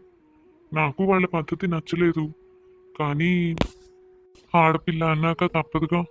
తప్పు నా వల్లే జరిగినా ఇప్పుడు మనం చేయడానికి కూడా వేరే దారి లేదు. ఆ కట్నం డబ్బేదో వాళ్ళకు ఇచ్చేస్తే అమ్మాయిని మళ్ళీ పంపించవచ్చు. ఆడపిల్ల ఎప్పుడైనా ఆడపిల్లే. మన ఇంట్లో ఎంతకాలం ఉంటుంది? అది గౌరవం కూడా కాదు కదా.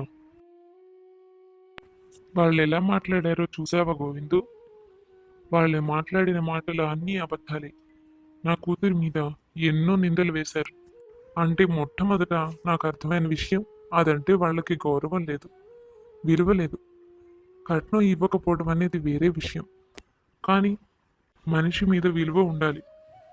డబ్బు ఇవ్వలేదని వాళ్ళు నాతో దెబ్బలాడుంటే నేను తప్పుగా అనుకునేవాడిని కాను. కానీ తప్పులన్నీ అమ్మాయి మీద వేసి నోటికి వచ్చినట్టల్లా మాట్లాడారు. వాళ్ళు అలా మాట్లాడుతూ ఉంటే ఇంకా నేను డబ్బు ఇచ్చి నా కూతుర్ని పంపిస్తాను అని కాళ్ళు పట్టుకోమంటావా? ఒకవేళ అలా చేసినా వాళ్ళు దానిని బాగా చూసుకుంటారని నాకు నమ్మకం కలగలేదు. ఇప్పుడు దీనికోసం మరికొన్ని రోజులు అయ్యాక ఇంకా దేనికోసమో. డబ్బు మనుషులు తమ్ముడు, వాళ్లకు అంతు ఉండదు. ఇటువంటి వాళ్ళని మాకు ఆ రోజు తెలియలేదు. పెళ్లి సంబంధం కుదుర్చుకున్నాము, పెళ్లి చేసాం. కానీ ఇప్పుడు కళ్ళెదురకుండా కనిపిస్తూ ఉంటే నన్ను నేను మోసం చేసుకొని ఇంకా దాన్ని అక్కడికి పంపించాలని అనుకోమంటావా? ఏది ఏమైనా చివరకు నా కూతురే నాకు ముఖ్యం. అదే బావులేనప్పుడు నేను ఎందుకు కష్టపడటం? నాకు ఇల్లు ముఖ్యం కాదు. ప్రతిదానికి ఒక పద్ధతి ఉంటుంది. వాళ్ళు ఏదైనా అడగదలుచుకుంటే పద్ధతిగా అడుగుండాల్సింది. ఇలా అమ్మాయిని హింస పెట్టి కాదు. ఇంత చేసి తప్పంతా దాని మీదకి నెడుతున్నారు. వాళ్ళు మనుషుల అటువంటి చోటుకి నా కూతుర్ని పంపించాలా? అదే ధర్మం అంటావా? ఏ ఆడపిల్ల అయితే పెళ్ళైపోతే నా కూతురు కాదా? చూద్దాం. ప్రస్తుతం నేను ఏ నిర్ణయం తీసుకునే పరిస్థితుల్లో లేను. ఈ రోజుల్లో ఆడపిల్లలు ఎలా ఉన్నారు? సరిగ్గా వాళ్ళు ఏ నిందలైతే మోపారో అలాగా. కానీ నా కూతురు అలా కాదు. నాకు తెలుసు. నేను మొదటి నుంచి క్రమశిక్షణతో పెంచాను. దాన్ని ఎప్పుడూ తప్పు చేయనివ్వలేదు. అత్తారింట్లో అది బాధ్యతగా లేదు అంటే నేను కల్లో కూడా నమ్మను. చెడు నేర్పలేదు ఎప్పుడు. అటువంటి పిల్లను ఇన్ని మాటలు అంటున్నారే, అయితే వాళ్లకు మనిషి గుణం ఏదీ ముఖ్యం కాదు, డబ్బే. అర్థమవుతోందిగా. ఇటువంటి వాళ్ళని ఎదుర్కోవాలంటే మనలో కూడా చెడు ఉండాలి. అది నా కూతుర్లో లేదు. అందుకే ఏదో ఒక విధంగా ఇక్కడి నుంచి గెంటేసే పని నేను చెయ్యను. అక్కడ అగాధం ఉందని తెలిసి తోసేయమంటావా? ముందు దాన్ని కోలుకొని. నిజమేలే అన్నయ్య, నువ్వు చెప్పిన తర్వాత నాకు అర్థమైంది. నేను అందరిలాగే మాట్లాడాను. సాధారణంగా ఆడపిల్లను పంపించేయాలి అనే ఉద్దేశంతోనే ఆలోచించాను. కానీ నిజమే, ఒక తండ్రిగా ఆలోచిస్తే నువ్వు 100% నిజం. సరే చూద్దాం. మన పిల్ల మనకి భారం కాదు. తెలియక ఒక తప్పు చేసాం. ఈసారి జాగ్రత్తగా అడుగు వేయాలి. ఇలా సందిగ్ధంలోనే కొంతకాలం గడిచింది. మహాలక్ష్మి కాస్త కోలుకుంది. ఆ తర్వాత వీరేశం తన పరిస్థితిని, అత్తారింట్లో తను పడ్డ కష్టాలను, తన ఉద్దేశాన్ని అన్నీ అడిగి తెలుసుకున్నాడు. ఈసారి మహాలక్ష్మి ఉన్నదున్నట్టు అన్నీ చెప్పింది. ఆ ఇంట్లో తనకు ఏ విధంగానూ మనశ్శాంతి, సంతోషం అనేది దక్కలేదని వీరేశంకు బాగా అర్థమైంది. ఎవ్వరి ప్రేమను తను చవి చూడలేదు. ఆ ఇంట్లో అంతమంది మధ్య ఒంటరిగానే బ్రతికింది. ఈ సంగతంతా అర్థమైంది వీరేశానికి. డబ్బు ఇవ్వలేదన్న ఒకే ఒక కారణంతో పిల్లను అంత బాధ పెట్టిన వాళ్ళు మనుషుల? వీరేశానికి మళ్ళీ మహాలక్ష్మిని అక్కడికి పంపించాలి అన్న ఉద్దేశం కలగలేదు. మహాలక్ష్మి మనసు మరల్చడం కోసం ఒక ఆఫీసులో ఉద్యోగం చూశాడు. అలా తను ఉద్యోగం చేసుకుంటూ కొంతకాలం గడవసాగింది. ఇలా ఉండగా ఒకరోజు ఆనంద్ సంతోషంగా ఇంటికి వచ్చాడు. నాన్న, కోర్టు తగాదాల్లో ఉన్న ఆస్తి మన చేతికొచ్చింది నాన్న. పెదనాన్నలు, బాబాయిలు వాళ్ళ వాదనలో ఓడిపోయారు. ఇది మనకే చెందుతుందని తీర్పు వచ్చింది. చూడండి, దాని మీద పూర్తిగా ఆశ వదులుకున్నాం మనం. కానీ నిజంగా దేవుడి దయ. చాలా సంతోషంగా ఉందిరా. నిజమే, అసలు ఇది మనకి దక్కుతుందని ఇప్పటిదాకా ఏ రోజు నేను అనుకోలేదు. మీ పెదనాన్నలు బాబాయ్లు చాలా బలంగా ఉన్నారు, వాళ్ళే గెలుస్తారనుకున్నాను. పోనీలే, ఇది మనకు చాలా మంచి విషయం. నాన్న నాన్న, మీకు విషయం చెప్పనా? మా మామగారి ఆస్తి కోర్టు తగాదాల్లో ఉంది కదా, అది మాకు వచ్చే అవకాశమే లేదు అని చెప్పారు. అది ఇవాళ వాళ్ళ సొంతమైంది. తీర్పు వాళ్ళకు అనుకూలంగా వచ్చిందిట. వాళ్ళ బంధువులందరూ సరైన సాక్ష్యాలు చూపించకపోవడంతో మొత్తం మీద ఆస్తి వీళ్లకు దక్కింది. ఇది ఏళ్ల తరబడి కోర్టులో సాగుతున్న కేసు. చూడండి, ఇప్పటికి వాళ్ళకి ఒక విధంగా కోట్ల ఆస్తి కలిసొచ్చినట్టే. మా మామగారు దీని మీద ఆశ ఎప్పుడో వదులుకున్నారు, కానీ ఇప్పుడు అరే రే, అది వాళ్ళ చేతికొచ్చిందా? దాని మీద ఆశ లేదని, అది చేతికి వచ్చే అవకాశమే లేదని చెప్పారు కదరా. అటువంటి అవకాశం లేదు కాబట్టే కదా మనం ఇంత గొడవ చేసి అమ్మాయిని గెంటేశాం. ఎప్పటికైనా అది చేతికి వస్తుందని తెలిస్తే ఆమెని ఇంట్లో పెట్టుకునే వాళ్ళంగా. బా, ఎంత పని అయ్యింది. అయినా ఆ పెద్ద మనిషి ఇంటికొచ్చి మాట్లాడినప్పుడు గట్టిగా మీ కూతుర్ని మీ ఇంట్లోనే ఉంచుకోండి, మాకు డబ్బు అవసరం లేదు అని చెప్పింది. మరొక 10 లక్షలు ఎక్కువ అడగడానికి. అంత మాట అనొద్దని, కూతురికి అన్యాయం చెయ్యొద్దని ఆ మనిషి నా కాళ్ళు పట్టుకుని ఏదో ఒక విధంగా పరిష్కారం చూపించమని అడుగుతాడు అనుకున్నా. నీకు మరో పెళ్లి చేస్తానని చెప్పినా నిమ్మకు నీరెత్తినట్టు మాట్లాడకుండా వెళ్ళిపోయాడు. మళ్ళీ ఉలుకు పలుకు లేదు. అమ్మాయి చూస్తే ఏకంగా ఉద్యోగం చేస్తోంది. అసలు వాళ్ళ ఉద్దేశం ఏమిటో అర్థం కావట్లేదు. ఇప్పుడేమో ఆస్తి కూడా కలిసి వచ్చింది. అనవసరంగా ఇన్ని మాటలని గొడవ తెచ్చుకున్నట్టున్నాం మనం. మన పరిస్థితి చూస్తే అంతంత మాత్రంగా ఉంది. ఎప్పుడూ లేంది మన వ్యాపారాలు దెబ్బతింటున్నాయి. సరిగ్గా ఎప్పుడైతే మనం మహాలక్ష్మిని ఇంటి నుంచి గెంటేశామో అప్పటి నుంచి ఒక్క పని కూడా కలిసి రావట్లేదురా. ఎందులో చూసినా నష్టమే. ఏ శాపనార్థాలు పెట్టి వెళ్ళిందో ఏమిటో. సరే, ఇప్పుడు అదంతా వదిలేసాయి. ఇప్పుడు ముందు ఆ ఆస్తి ఎలా చేజిక్కించుకోవాలో అది ఆలోచించు. దాన్ని బట్టి ఏదో ఒక నాటకం ఆడక తప్పదు కదా. అలా చలపతి కొడుకు ఇద్దరు కూడా పలుకుని పథకం ప్రకారం వీరేశం దగ్గరకు కొడుకుని పంపించాడు చలపతి. మావయ్య, నా తప్పు నేను తెలుసుకున్నాను. మహాలక్ష్మిని బాధ పెట్టి నేను చాలా తప్పు చేశాను. తనను ఇంటికి తీసుకెళ్దామని వచ్చాను. ఎక్కడో ఉద్యోగం చేస్తూ నానా కష్టాలు పడుతోందని విన్నాను. అది వినగానే నా గుండె దహించుకుపోయింది. తనకు ఇన్ని కష్టాలు అవసరమా అనిపించింది. నా మీద నాకే అసహ్యం వేసింది. కలలో దేవుడు కనపడి నా తప్పు నాకు తెలియచేశాడు.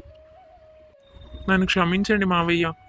మా నాన్న కూడా నేను గట్టిగా చెప్పేశాను, ఇకపై కట్నం గురించి వేధించొద్దని, అసలు ఆ డబ్బు మనం తీసుకోవద్దని, మహాలక్ష్మిని బాగా చూసుకోవాలని.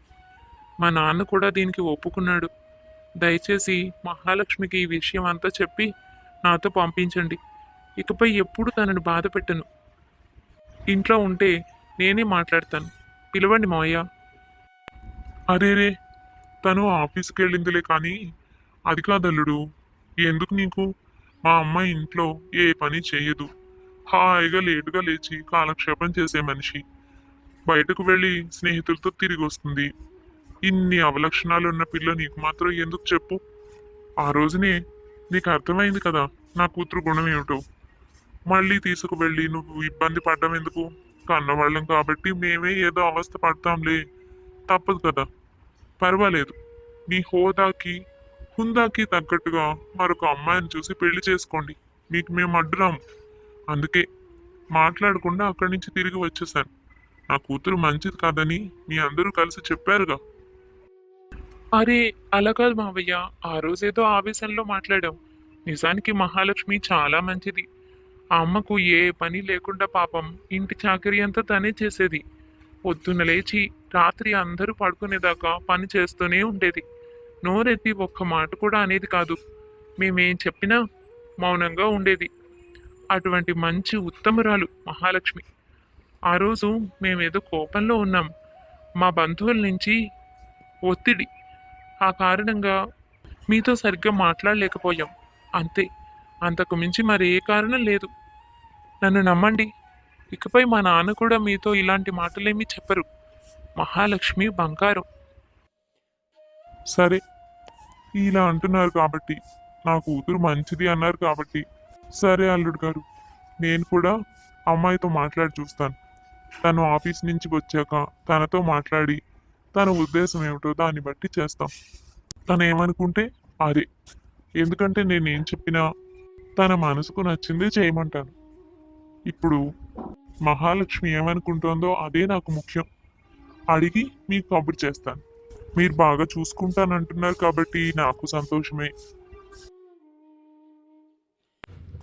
మరుసటి రోజు వీరేశం అల్లుడికి కబురు పెట్టాడు.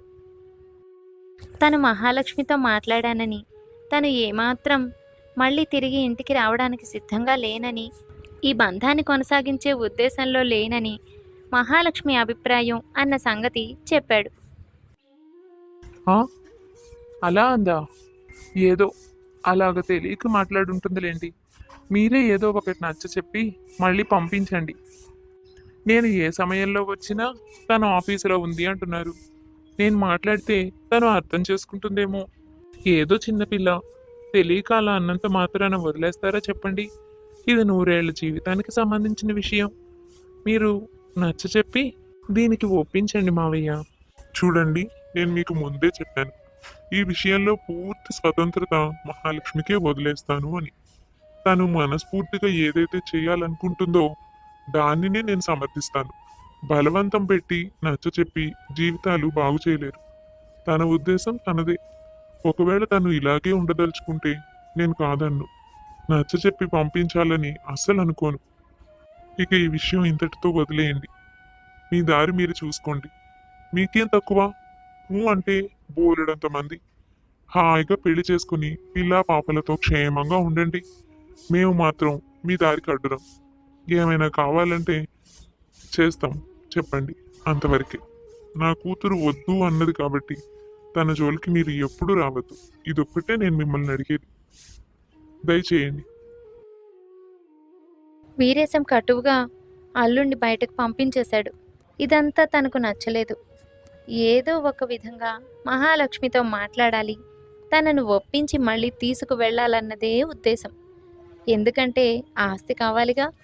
నెమ్మదిగా ఇంటికి పట్టుకు వెళితే కూపీలాగి ఆస్తి తన పేరున రాయించుకోవచ్చు. కోట్ల ఆస్తి నానా కష్టాలు పెడితే సగమైనా రాకపోతుందా? అది తండ్రి కొడుకుల ఉద్దేశం.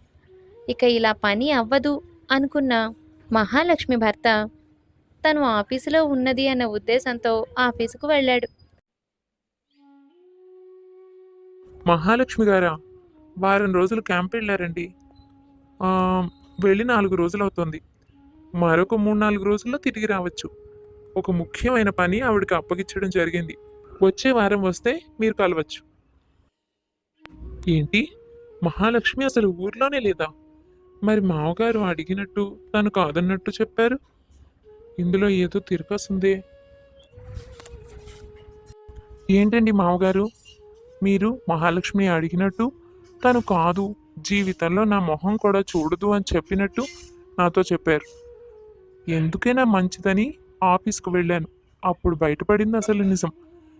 మహాలక్ష్మి ఆఫీసులో లేనే లేదు. తను ముఖ్యమైన పని మీద క్యాంపు వెళ్ళిందట. 4 రోజులు అయిందట. ఈలోపు మీరు ఎలా అడిగారు, నాకు సమాధానం ఎలా చెప్పారు? అసలు ఏం చేస్తున్నారు మీరు? భార్యాభర్తల్ని విడదీయాలని చూస్తున్నారా? భార్యాభర్తల ఎవరు? చాలా తెలివిగా మాట్లాడుతున్నారు. మీ భార్యను ఇంట్లో నుండి గెంటేసినప్పుడు ఈ భర్త గారు ఎక్కడికి వెళ్ళారో నాకు అర్థం కావడం లేదు. ఈరోజు మాత్రం ఉన్నట్టుండి భర్త అన్న విషయం గుర్తొచ్చింది. నేను భార్యాభర్తల్ని విడదీయడం లేదు. ఆ పని మీరు ఎప్పుడో చేసేసారు. అసలు భార్యగా నా కూతుర్ని ఎప్పుడైనా చూసుకున్నారా?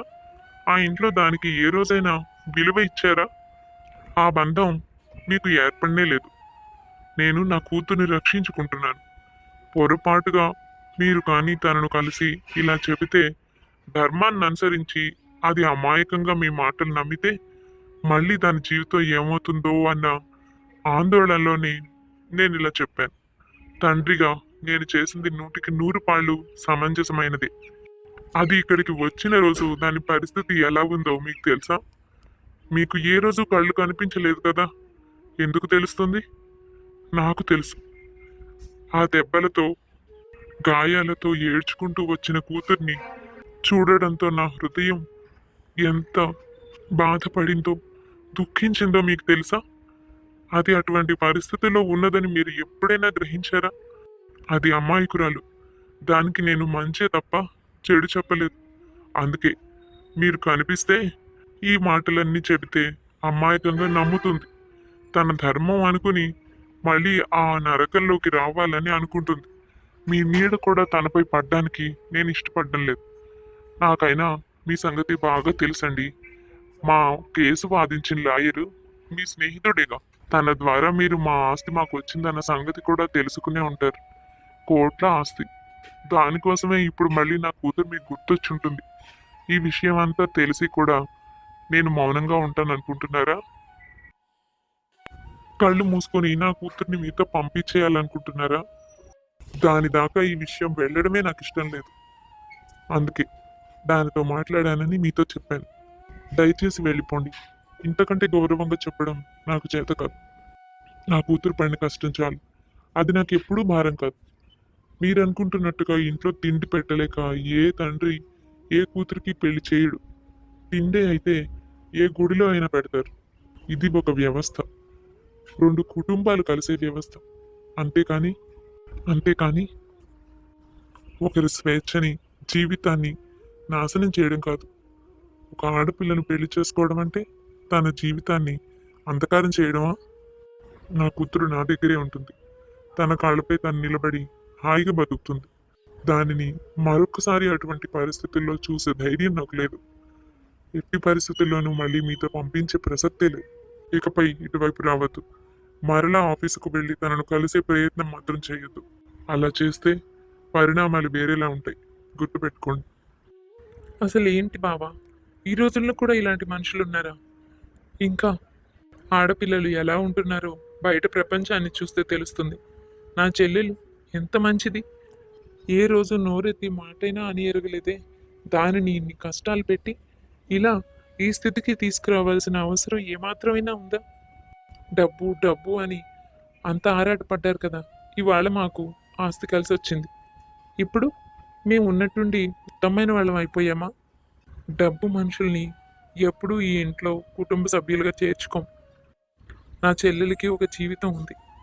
అది సంతోషంగా ఉంటే చూడాలని అనుకుంటాం. కానీ ఇలా భయంకరమైన పరిస్థితుల్లో చూడాల్సి వచ్చినప్పుడు ఎంత బాధ కలుగుతుందో మీకు తెలుసా? మీకు ఒక చెల్లెలు ఉంది. ఆమెకు పెళ్లి చేశారు. మీకు డబ్బుందనేక గర్వం. ఏదైనా ఒకరోజు అదంతా కోల్పోతే అప్పుడు మీరేం చేస్తారు? ఆ పరిస్థితిలో మీ చెల్లెలకి ఇదే గతి పడితే తట్టుకుంటారా? ముందు భార్య మీద అభిమానం ఉండాలి. అది మీ దగ్గర లేదు. అదే ఉండుంటే ఇంతదాకా తీసుకొచ్చేవారు కాదు. చివరిగా ఒక్క మాట, మళ్ళీ ఈ ఇంటికి కానీ తను పనిచేసే ఆఫీసుకు కానీ వెళ్ళడానికి ప్రయత్నించకండి. నీకే కాదు, మాకు కూడా మనుషులు ఉన్నారు. ఇంతవరకు చాలా గౌరవంగా మాట్లాడాం. ఇకపై మళ్ళీ ఇలాగే ఉంటే ఈ గౌరవం మీకు దక్కదు.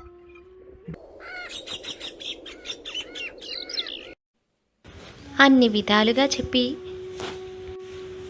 వారి అభిప్రాయాన్ని, బాధని వ్యక్తపరిచిన రాహుల్కు అది ఏమాత్రం అర్థం కాలేదనే చెప్పాలి. తను ఇప్పుడు కూడా చేసిన దానికి పశ్చాత్తాపపడలేదు. వాళ్ళు అన్న మాటలకు చాలా కోపం వచ్చింది రాహుల్కి. వెంటనే తండ్రి దగ్గరకు వెళ్ళి జరిగిన సంగతంతా చెప్పాడు. అన్ని మాటలు అన్నారా? కాస్త ఆస్తి కలిసి వచ్చేసరికి చూసావా, నోరు పెద్దదయింది. ఇంతకాలం మనం ఏమైనా అంటే మాట్లాడడానికి సాహసించేవారా? కానీ ఇప్పుడు చూడు, అల్లుడని చూడకుండా ఇంటి నుంచి గెంటేస్తారా? ఇదంతా డబ్బు ఉందన్న పొగరేగా. నేను చూస్తాను ఇది ఎంతకాలం సాగుతుందో. నువ్వు మాత్రం వెనక్కి తగ్గకురా. ఎలాగోలా మహాలక్ష్మి ఆఫీస్కి వెళ్ళి తనను కలు. ఒక వారం రోజుల తర్వాత అయినా వస్తుందిగా, అప్పుడు తనతో మాట్లాడు. ఏదో 4 మంచి మాటలు చెప్పి ఆమెను ఒప్పించు. పనదే జరుగుతుంది. మనం మాత్రం చూస్తూ అంత ఆస్తిని ఎలా వదిలేస్తాం చెప్పు? ఒకసారి అమ్మాయి మంద అయిందంటే ఇంకా బెంగక్కర్లేదు. అమ్మాయి వస్తాను అనిందంటే ఆయన మాత్రం ఏం చేస్తాడు? మాట్లాడకుండా పంపించాల్సిందేగా. అంతే. ఇంతకంటే వాళ్ళు ఇంకేం చేయగలరు? డబ్బు మనుషులు కదా, డబ్బు కోసం ఎంతకైనా తెగిస్తారు, ఎంతకైనా దిగజారుతారు. కూతురు జీవితం ఏమవుతుంది అని కూడా ఆలోచించకుండా వీరేశం రాహుల్తో అలా మాట్లాడాడు అంటే వారు ఎంత బాధపడ్డారో అర్థం చేసుకోవాలి. అంత ఆలోచన శక్తి వీళ్ళకెక్కడిది? ఇక అనుకున్న దాని ప్రకారం 4 రోజుల తర్వాత ఆఫీసుకు వెళ్ళగా అక్కడ మహాలక్ష్మి కనిపించింది రాహుల్కు. లక్ష్మి, నిన్ను చూడాలని, నీతో మాట్లాడాలని ఎన్ని రోజుల నుంచి ఆఫీస్ చుట్టూ తిరుగుతున్నానో తెలుసా? నేను పూర్తిగా మారిపోయాను. నిన్ను మన ఇంటికి తీసుకెళ్దామని వచ్చాను. జీవితంలో ఏది ముఖ్యమో బాగా తెలుసుకున్నాను లక్ష్మి. నువ్వంటే నాకు చాలా ఇష్టం. నువ్వు వెళ్ళిపోయిన తర్వాత నేను నీ విలువ తెలుసుకున్నాను. నీ గురించి ఆలోచించడం మొదలుపెట్టాను. అప్పుడే నాకు జరిగినదంతా అర్థమైంది. నేను నీ పట్ల ఎంతో అమానుషంగా ప్రవర్తించాను. దయచేసి అవేవి మనసులో పెట్టుకోకు. ఇకపై నేను నిన్నెప్పుడు కష్టపెట్టాను. మనం సంతోషంగా బ్రతకాలని కోరుకుంటున్నాను. నాతో పాటు మన ఇంటికి వచ్చేయి. ఇప్పటి నుంచి మన మధ్య ఎటువంటి సమస్యలు ఉండవు. అమ్మా నాన్నలకు కూడా నేను నచ్చ చెప్పాను. వాళ్ళ మనసు కూడా మార్చుకున్నారు. ఇకపై నిన్ను ఎప్పుడు కట్నం గురించి ఎవ్వరూ వేధించరు. నాది మాట. అయినా కట్నం గురించి వేధించే అవసరం ఏముంది? పోలేడంత ఆస్తి మీకు కలిసి వచ్చింది. అది మనదేగా. ఇక కట్నం గురించి ఆలోచించాల్సిన అవసరమే లేదు. అప్పుడు నిన్ను బాధ పెట్టే పనే ఉంది చెప్పు. అనుమానించకుండా నన్ను నమ్ము. నిన్ను ఇకపై ఎప్పుడు కంటతడి పెట్టకుండా చూసుకుంటాను. మీరు చాలా మంచివారు. నేను మీరు చెప్పిన మాటలు అమాయకంగా నమ్మేసేదాన్ని. కానీ పాపం మీరు దేనికోసం వచ్చారో నాకు అర్థమయ్యేలా చాలా చక్కగా చెప్పారు. ఆస్తి కోసం అని.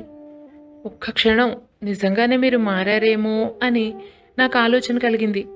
ఇంతలోనే మీ నిజ స్వరూపం ఏమిటో మీ మాటలు బట్టి అర్థమైపోయింది. ఆస్తి మాకు కలిసొచ్చింది అన్న విషయం తెలియగానే మీలో చాలా మార్పులే వచ్చాయి. కట్నం గురించి అడిగే అవసరం లేదు, ఆస్తి ఉంది కదా అంటున్నారు. అంటే ఆస్తి కోసం వేధిస్తారన్నమాట. అది మా నాన్నగారిది. దానిలో నేను రూపాయి ఆశించడం లేదు. అది నాకు ఇస్తారో ఇవ్వరో అది పక్కన పెడితే నాకైతే దానిపై ఎటువంటి హక్కు లేదు. అది ముందు మీరు గ్రహించండి. చాలా రోజులైంది నేను ఇంటి నుండి వచ్చేసి. మా నాన్నగారు మీతో వచ్చి మాట్లాడినప్పుడు కూడా మీరు అవమానించే పంపించారుగా. ఇన్ని రోజుల నుంచి పుట్టని ప్రేమ అభిమానం ఇప్పుడే ఉన్నట్టుండి ఊడిపడ్డాయి. నేనే పిచ్చిదాన్ని.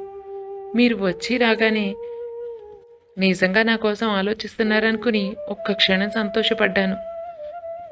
చిచి, మీకు ఇంత డబ్బు పిచ్చి ఏమిటి? దయచేసి నన్ను వదిలేయండి. అటువంటి ఇంట్లో నేను ఇమ్మడలేను. నాకు విలువలే ముఖ్యం. డబ్బు కోసం మనుషులు వేధించే వాళ్లతో నేను జీవితాన్ని గడపలేను. ఇంతకాలం జరిగింది చాలు. ఆస్తిలో వాటా తీసుకురమ్మని నన్ను వేధించడం కోసం మీ ప్రయత్నాలు జరుగుతున్నాయన్నమాట. నేను చచ్చినా అందులో వాటా అడగను, తీసుకోను.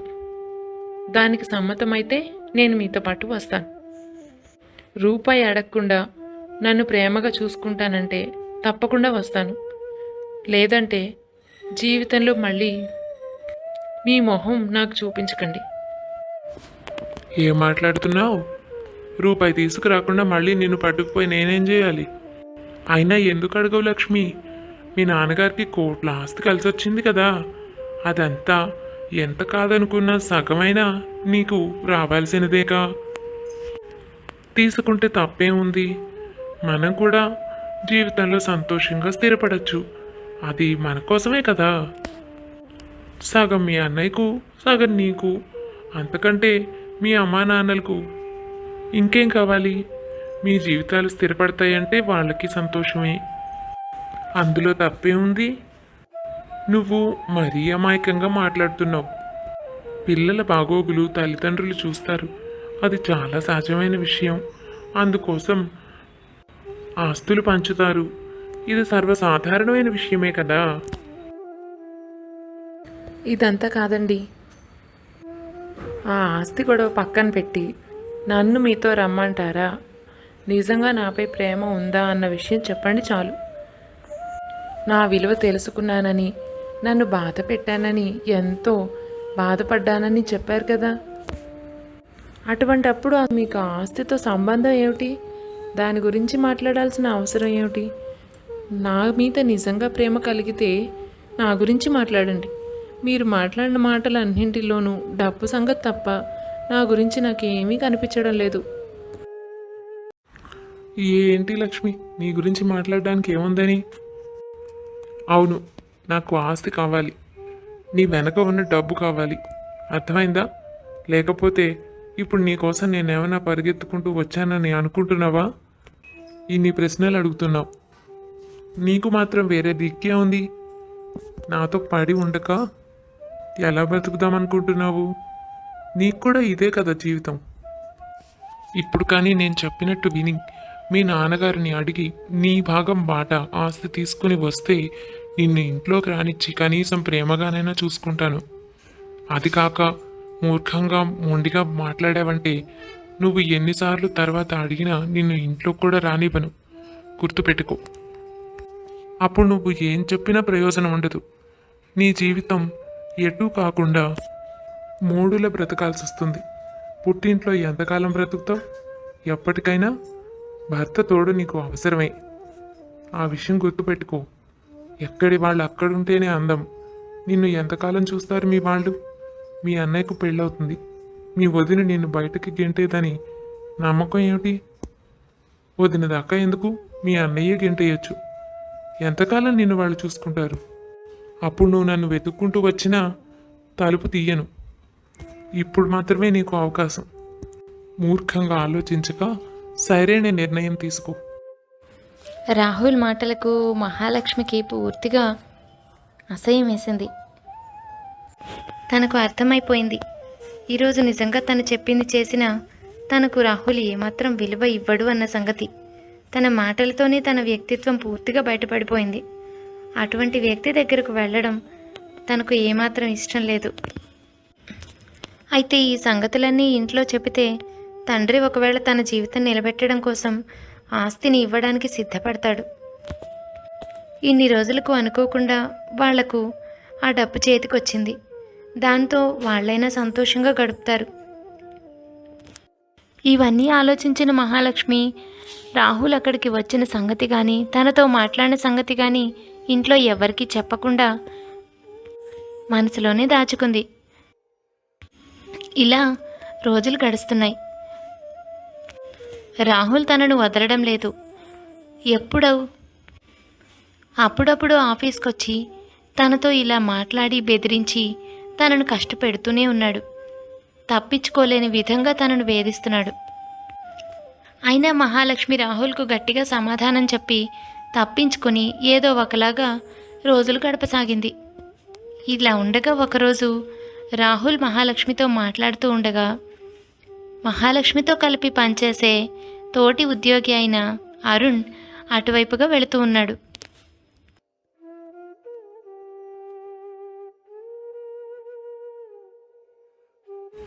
లక్ష్మి గారు, ఎవరండి ఇతను? నీతో ఏదైనా మిస్బిహేవ్ చేస్తున్నాడా? చూస్తుంటే అనుమానంగా ఉంది. ఇతను మీకు తెలిసిన వ్యక్తేనా? లేదు, ఇతనెవరో నాకు తెలీదు. నన్ను చాలా రోజుల నుంచి ఇలాగే వెళ్ళేటప్పుడు వచ్చేటప్పుడు వేధిస్తున్నాడు అరుణ్ గారు. ప్లీజ్ కొంచెం నన్ను సేవ్ చేయండి. హలో మిస్టర్, ఇలా ఆడపిల్లల్ని రోడ్డు మీద అల్లరి చేయడం పద్ధతి కాదని తెలీదా నీకు?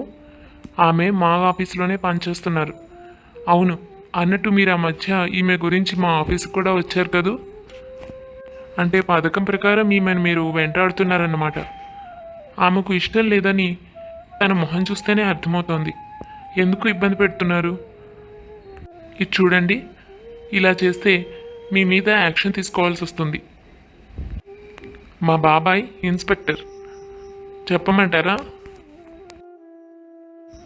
నేనెవరూ తెలియదని వేరే వాళ్ళ ముందు నా పరువు తీస్తున్నావు కదూ. చూస్తా ఇంకా ఎంతకాలం నువ్వు ఇలా నాటకాలు ఆడతావో. నువ్వు ఏ రోజుకైనా నేను చెప్పినట్టు చేసి తీరాల్సిందే. ఇప్పుడు వెళ్ళిపోతున్నానని నిన్ను వదిలేశాను అనుకోకు. నేను చెప్పింది చేసేదాకా నిన్ను వేధిస్తూనే ఉంటాను.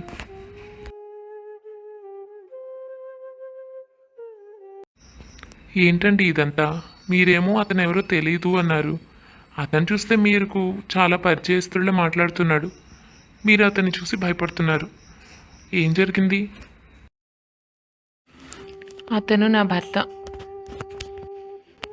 పెళ్ళైనప్పటి నుంచి డబ్బు కోసం ఆ ఇంట్లో ప్రతి ఒక్కళ్ళు వేధించారు. ఈ మధ్య మాకు కాస్త ఆస్తిపాస్తులు వచ్చాయన్న సంగతి తెలుసుకుని వాటిని తీసుకురమ్మని నన్ను వేధిస్తున్నాడు. ఆ ఇంట్లో పడిన కష్టాలకు మళ్ళీ ఆ ఇంటికి వెళ్ళే సాహసం నేను చేయలేను. అతను మారలేదని అర్థమవుతోంది కూడా. ఏ ధైర్యంతో నేను వెళ్ళగలను? ఇలాంటి డబ్బు మనుషులతో నేను బ్రతకలేను. అదే విషయం చెప్పి చాలా రోజుల నుంచి అతను ఎన్ని చెప్పినా కుదరదని చెప్తూనే ఉన్నాను. అయినా ఇలా అప్పుడప్పుడు వచ్చి నన్ను ఇలా బెదిరిస్తున్నాడు. ఇంట్లో చెప్తే అనవసరంగా వాళ్ళు డిస్టర్బ్ అవుతారని నేను చెప్పడం లేదు. థ్యాంక్స్ అండి, ఈరోజు మీరు వచ్చి నన్ను సేవ్ చేశారు. భలేవారే, మన తోటి వాళ్ళు కష్టపడుతూ ఉంటే అందులోనూ ఆడపిల్ల చూస్తూ ఎలా వదిలేస్తాను చెప్పండి. అయినా ఈరోజు నేను సేవ్ చేశాను, మరి ఇంకొక రోజు ఇలా కుదరదు. మీరు ఇంట్లో వాళ్ళతో ఈ సంగతి చెప్పండి. సమస్యని పూర్తిగా సాల్వ్ చేసుకోవడం మంచిది. ఇలా అతను మిమ్మల్ని ఇబ్బంది పెడుతూ ఉంటే ఏదో ఒకరోజు మీకు ఏదైనా సమస్య రావచ్చు. రండి, మిమ్మల్ని ఇంటి దగ్గర డ్రాప్ చేసి నేను కూడా జరిగింది మీ పెద్దవాళ్ళతో చెప్తాను.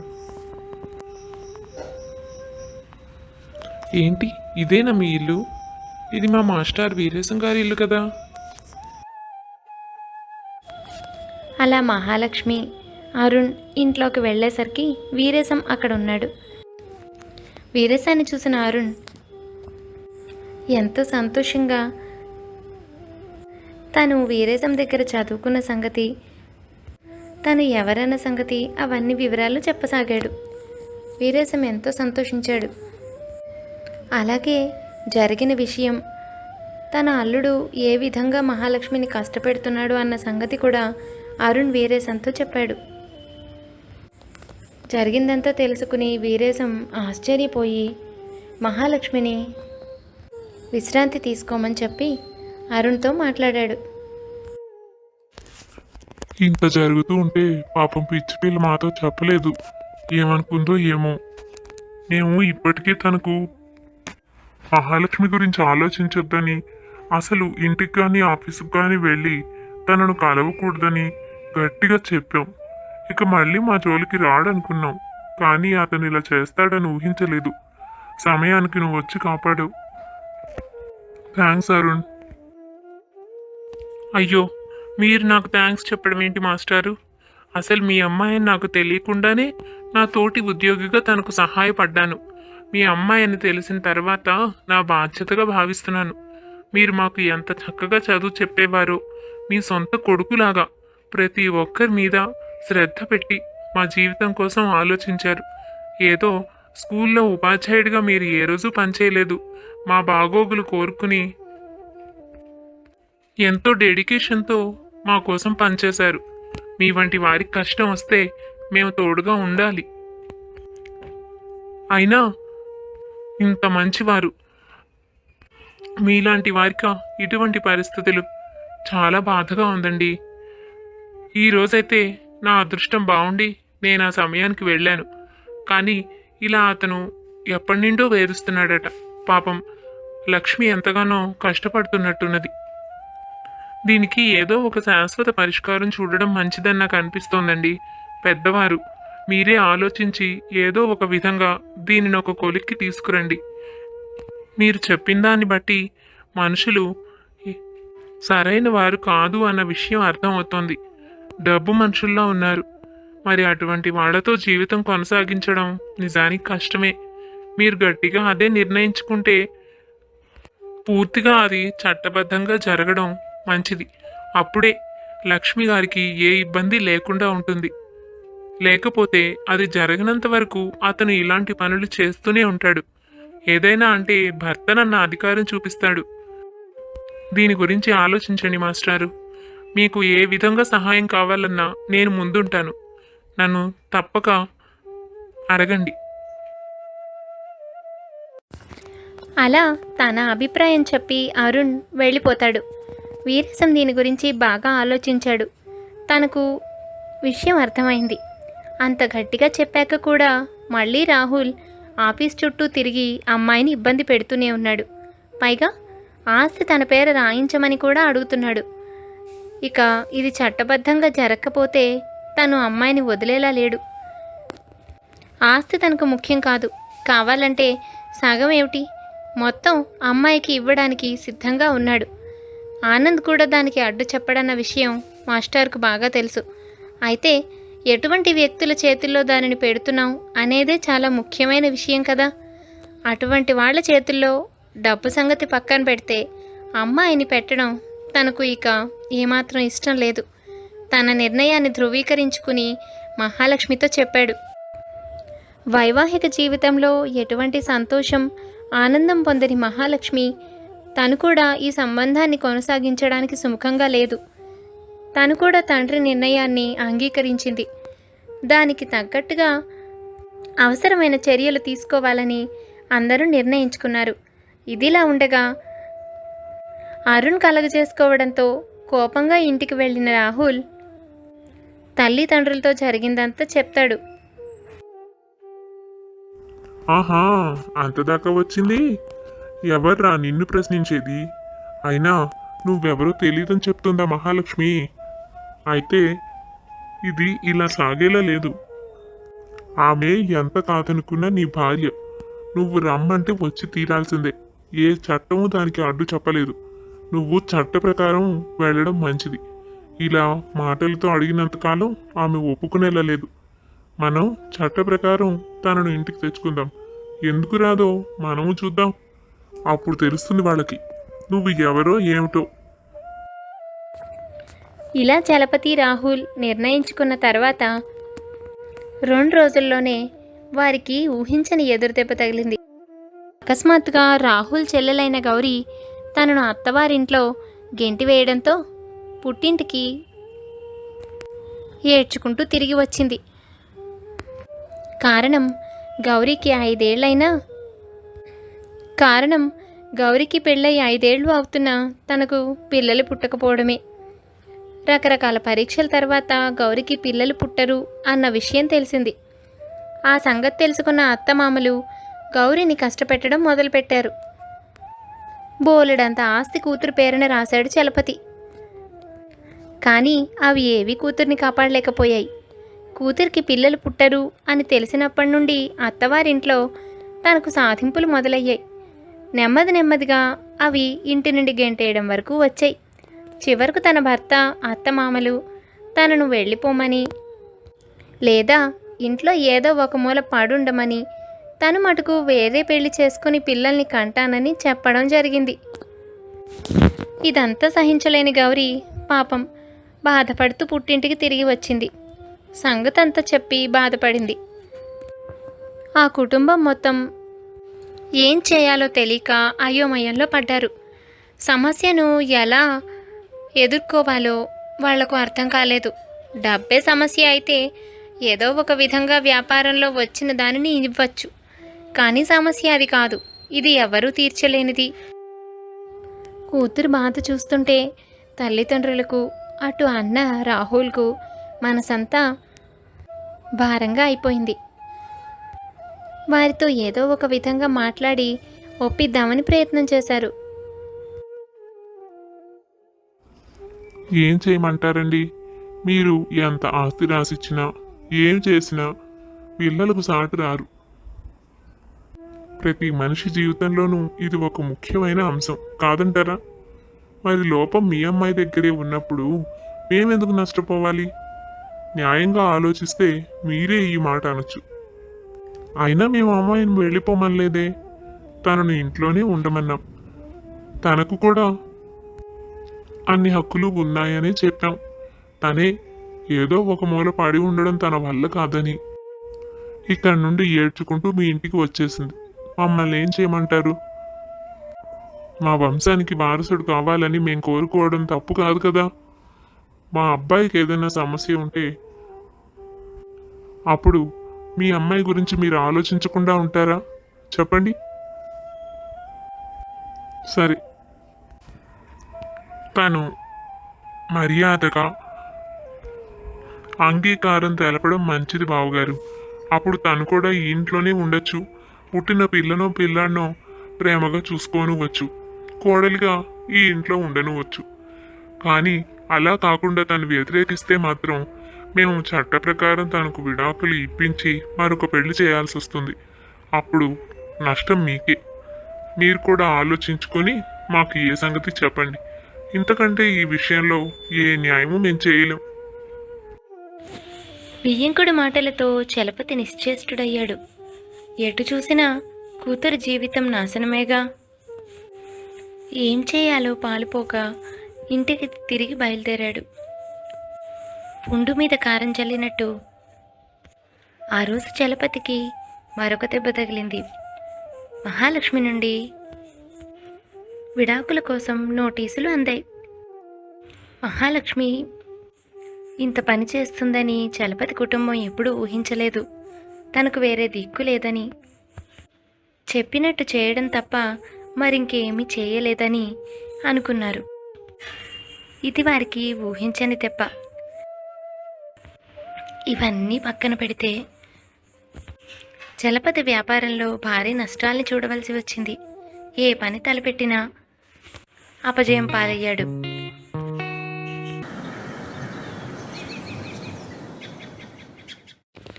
అన్ని విధాలుగా దెబ్బతిన్న చలపతి కుటుంబం మహాలక్ష్మికి ఎదురెళ్లే పరిస్థితుల్లో లేదు.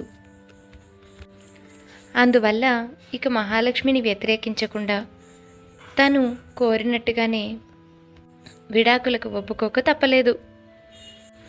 కూతురు కష్టాలు పడడంతో చలపతిలోనూ భార్యలోనూ కాస్త మార్పు వచ్చింది. అదీకాక నష్టాల ద్వారా కొంత ఆస్తిని కోల్పోయారు. ఇప్పుడు అన్ని విషయాలు వాటంతటా అవే తెలిసొచ్చాయి. మహాలక్ష్మిని పెట్టిన కష్టాలు, తాము చేసిన పొరపాట్లు అన్నీ వాటంతటా అవే అర్థమైపోయాయి ఆ కుటుంబానికి. ఇదిలా ఉండగా ఒకరోజు అరుణ్ వీరేశంతో ఇలా చెప్పసాగాడు. మాస్టర్ గారు, లక్ష్మి సమస్య తీరిపోయినందుకు నాకు చాలా సంతోషంగా ఉంది. తను చాలా డెడికేటెడ్గా పనిచేస్తుంది. ఆఫీస్లో కొత్తగా జాయిన్ అయిన వాళ్ళందరిలోనూ లక్ష్మి వర్క్ తొందరగా నేర్చుకుంది. ఇలా ఆఫీస్లో పనిచేసుకుంటూనే తను మరికొంత చదువుకుంటే మరింత ఉన్నత ఉద్యోగం సంపాదించవచ్చు. మా ఆఫీస్లోనే కాదు, ఇంకా చాలా చోట్ల తనకు ఉన్నత స్థానం లభిస్తుంది. కావాలంటే నేను మీకు సహాయం చేస్తాను. తనకు ఇది చాలా అవసరం. మానసికంగా ధైర్యంగా ఉండాలంటే ఇటువంటి ఒక గొప్ప స్థానంలో ఉండడం తనకు చాలా ముఖ్యం. ఇప్పటికే జీవితంలో తిన్న దెబ్బలకు మహాలక్ష్మి కుంగిపోయింది. నాకు తెలిసిన ఒక ప్రొఫెసర్ ఉన్నారు. వారి దగ్గరకు తీసుకువెళ్ళి తన గురించి చెప్పమంటే నేను చెప్తాను. మీరు మహాలక్ష్మి ఆలోచించుకుని చెప్పండి. అరుణ్ చెప్పింది వీరేశానికి కూడా సబబుగానే అనిపించింది. నిజమే, ఎన్నో దెబ్బలు తిన్నది. ఇప్పుడు ఒక మంచి స్థానంలో ఉంటే తను కాస్త కోలుకోవడం సాధ్యమవుతుంది. అలాగే ఎవరు వేలెత్తి చూపడానికి అవకాశం ఉండదు. వీరేశం అరుణ్కు తను చెప్పినట్టుగానే చేయమని చెప్తాడు. ఇదే సందర్భంలో అరుణ్పై వీరేశానికి ఎనలేని అభిమానం ఏర్పడుతుంది. కూతురి గురించి ఎంతో బాధ్యతగా, చాలా అభిమానంగా అరుణ్ ఉండడంతో వీరేశం చాలా సంతోషపడి ఈ విధంగా అనుకుంటాడు. నేను చదువు చెప్పింది ఎప్పుడో 10వ తరగతి వరకు. అదే దృష్టిలో పెట్టుకుని మాస్టారు మాస్టారు అని ఎంత అభిమానంగా మాట్లాడుతున్నాడు అరుణ్. అదికాక లక్ష్మి కోసం ఎంతో బాధ్యతగా ఆలోచిస్తున్నాడు. ఇటువంటి వ్యక్తే నాకు అల్లుడు అయ్యుంటే దాని జీవితం ఎంత బాగుండేది. తన భవిష్యత్తు కోసం చూసే మనిషి భర్త అవ్వడం ఏ ఆడపిల్లకైనా అవసరం. అరుణ్ నాకు ఇంతకు ముందే పరిచయం అయ్యుంటే తనకే ఇచ్చి పెళ్లి చేసేవాణ్ణేమో. ఇలా మహాలక్ష్మి జీవితం అర్థాంతరంగా ఉండిపోవలసి వచ్చేది కాదు. ఇప్పుడు అరుణ్కిచ్చి పెళ్లి చేయాలంటే తను ఏ విధంగా తీసుకుంటాడో. మాస్టర్ గారి అమ్మాయిగా అభిమానిస్తున్నాడు. ఇంత జరిగాక తనను వివాహం చేసుకోవడం అరుణ్ ఇష్టపడతాడా? ఏదో అభిమానం చూపిస్తున్నాడు కాబట్టి ఆ విధంగా అడగడం సమంజసం కూడా కాదు.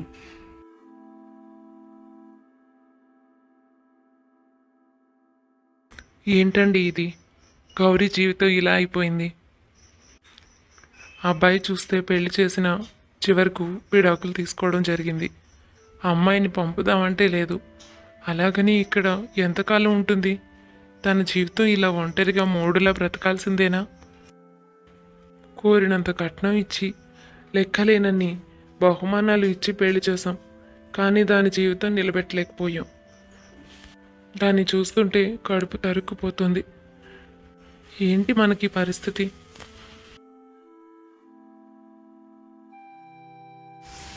మరి ఇంకేంటి కాంతం, మనం చేసిన తప్పే మన అమ్మాయి జీవితం నాశనం అయ్యేలా చేసింది. ఇప్పటికీ నీకు అర్థం కాలేదా? నిజమే, నువ్వన్నట్టు కోరినంత కట్నం ఇచ్చాం, ఆస్తులు ఇచ్చాం, ఎన్నో బహుమానాలు ఇచ్చాం. అవి ఏవి దాని జీవితాన్ని నిలబెట్టలేకపోయాయి. కారణం ఏదైతేనే తను దుఃఖిస్తూ ఇక్కడే ఉండిపోవాల్సిన పరిస్థితి. అక్కడకు పంపితే ఒక మూల పడుండి బానిసలాగా బ్రతకాలి. అలాగని ఇక్కడ ఇలా ఏడుస్తూ ఎంతకాలం బ్రతుకుతుంది? నాకు మనసుకు చాలా కష్టంగా ఉంది. మన మహాలక్ష్మిని ఎన్నో కష్టాలు పెట్టాం, డబ్బు కోసం వేధించాం, చివరకు గాయపరిచాం. అదంతా చాలదన్నట్టు ఆస్తి రాయించుకురమ్మని రాహుల్ తనను చాలా వేధించాడు. వీటన్నిటికీ శిక్ష మన కుటుంబానికి గౌరీ రూపంలో పడింది. అందుకే మహాలక్ష్మి తన జీవితంలో సంతోషంగానే ఉంది. తను ఏ తప్పు చేయలేదు కాబట్టి తన జీవితం సరిదిద్దబడింది. కానీ మనం చేసిన పాపానికి గౌరీ శిక్ష అనుభవిస్తోంది కాంతం. దీనికి పరిష్కారం ఏమిటో కూడా నాకు అర్థం కావడం లేదు. చాలా పెద్ద తప్పు చేశాం. రాహుల్కు మంచి చెప్పాల్సిన మనమే చెడు చెప్పి వాడి జీవితం కూడా నాశనం చేశాం. ఇంత జరిగిన తర్వాత మళ్ళీ ఎవరైనా వాడికి పిల్లనిస్తారా? అది కాక ఈరోజు చేతిలో రూపాయి కూడా లేదు. డబ్బు తన గర్వంతో కళ్ళు మూసుకుపోయి ప్రవర్తించాం కాంతం. ఏం చేయాలో నాకు పాలుపోవడం లేదు. తప్పు తెలుసుకుని భగవంతుడిని వేడుకోవడమే మనం చేయగలిగిన పని.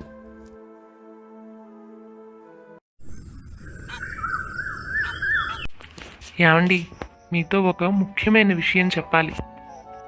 మీతో ఎలా చెప్పాలో తెలియక అరుణ్ నాతో చెప్పాడు. మరి విన్న తర్వాత మీరు కోపడకూడదు. అరుణ్కు మహాలక్ష్మి అంటే ఎంతో అభిమానం. తనను పెళ్లి చేసుకోవాలని కోరుకుంటున్నాడు. ఈ సంగతి మీతో చెబితే మీరు ఏమంటారో అన్న ఉద్దేశంతో తటపటాయిస్తున్నాడు. 2 రోజుల క్రితమే నా దగ్గర తన బాధ చెప్పుకున్నాడు. ఇందులో మనం కూడా కాదనేదేముంది? ఎప్పుడైనా అమ్మాయి ఒంటరిగా ఎంతకాలం బతుకుతుంది? మనం వెళ్ళిపోయిన తర్వాత తనకు తోడు ఎవ్వరూ ఉండరు. తను మళ్ళీ పెళ్లి చేసుకోవడమే మంచిది. అది కాక ఆ అబ్బాయి చాలా మంచివాడు. లక్ష్మి అంటే ఎంతో ప్రేమ అభిమానం ఉన్నవాడు. ఎప్పుడూ మన చుట్టూనే తిరుగుతూ మన అవసరాలన్నీ చూస్తున్నాడు. ఇంతకంటే అభిమానించే వ్యక్తి మరెవరు దొరుకుతారు?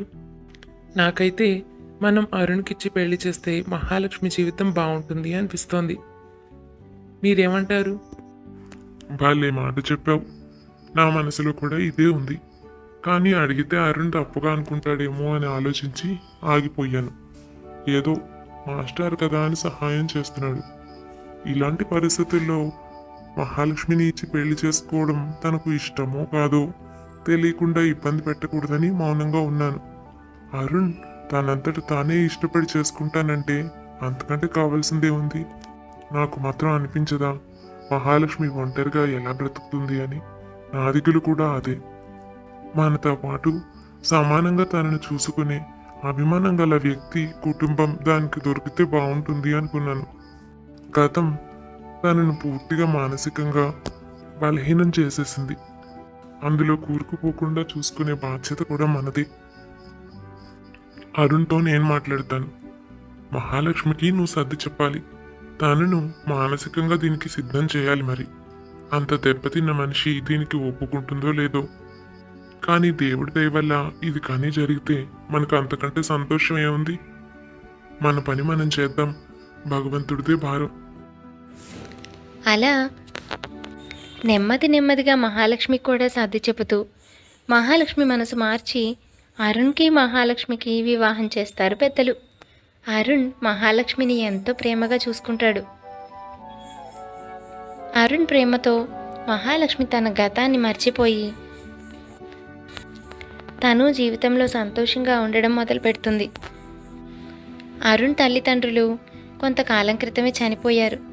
కాబట్టి అరుణ్, మహాలక్ష్మి కూడా వీరేశం వాళ్లకు దగ్గరగానే ఇల్లు చూసుకొని అక్కడే ఉంటున్నారు.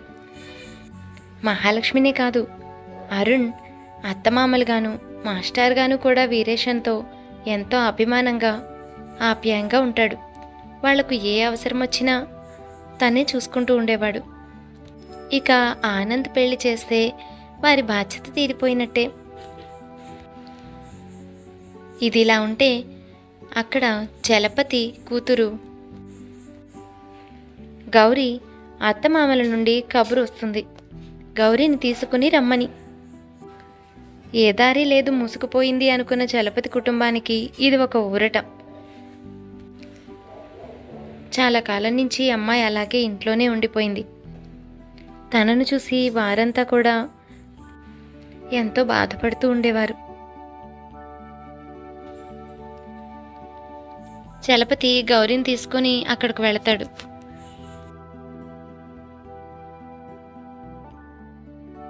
చాలా సంతోషంగా ఉందండి. నేను ఊహించలేదు మీరు ఇలా అంటారని. ఇంతకాలంగా గౌరీ పడుతున్న బాధ చూడలేక మేమందరం నలిగిపోయాం. తన జీవితం ఇలా ఉండిపోవలసిందేనేమోనన్న భయం మమ్మల్ని వెంటాడుతూ వచ్చింది. మీరు ఇలా అనడం నాకు చాలా సంతోషంగా ఉందండి. నిజంగా మీరు ఎంతో ఉన్నతంగా ఆలోచించారు. చాలా చాలా కృతజ్ఞతలు. మీకు ఏమిచ్చినా రుణం తీర్చుకోలేను. ఏమీ చేయలేని నిస్సహాయ పరిస్థితుల్లో మాకు ఏ దారి తోచలేదు. ఇదొక్కటి, మాకు జీవితంలో ఏదైనా ఒక సంతోషం ఉంది అంటే దానికి మీరే కారణం. కనీసం దాని జీవితం అయినా సంతోషంగా గడుస్తుంది. అమ్మాయిని ఇంతకాలం కష్టపెట్టినందుకు ఏమనుకోకండి. మూర్ఖంగా ప్రవర్తించాం. తప్పు అమ్మాయిది కాదుగా, ఎవరు మాత్రం ఏం చేయగలరు? అందుకే మా కోడల్ని మా ఇంటికి పంపమని అడగడానికే కబురు పంపించాను. గౌరీని ఇకపై కష్టపెట్టాం. మా అబ్బాయికి మరో పెళ్లి కూడా చేయం. మీరు నిశ్చింతగా తనను ఇక్కడ వదిలి వెళ్ళండి. ఇది భగవంతుడు ఇచ్చిన బంధం. మీరు ఎన్నో లాంఛనాలు, కట్టకానుకలు ఇచ్చి అమ్మాయిని పంపించారు.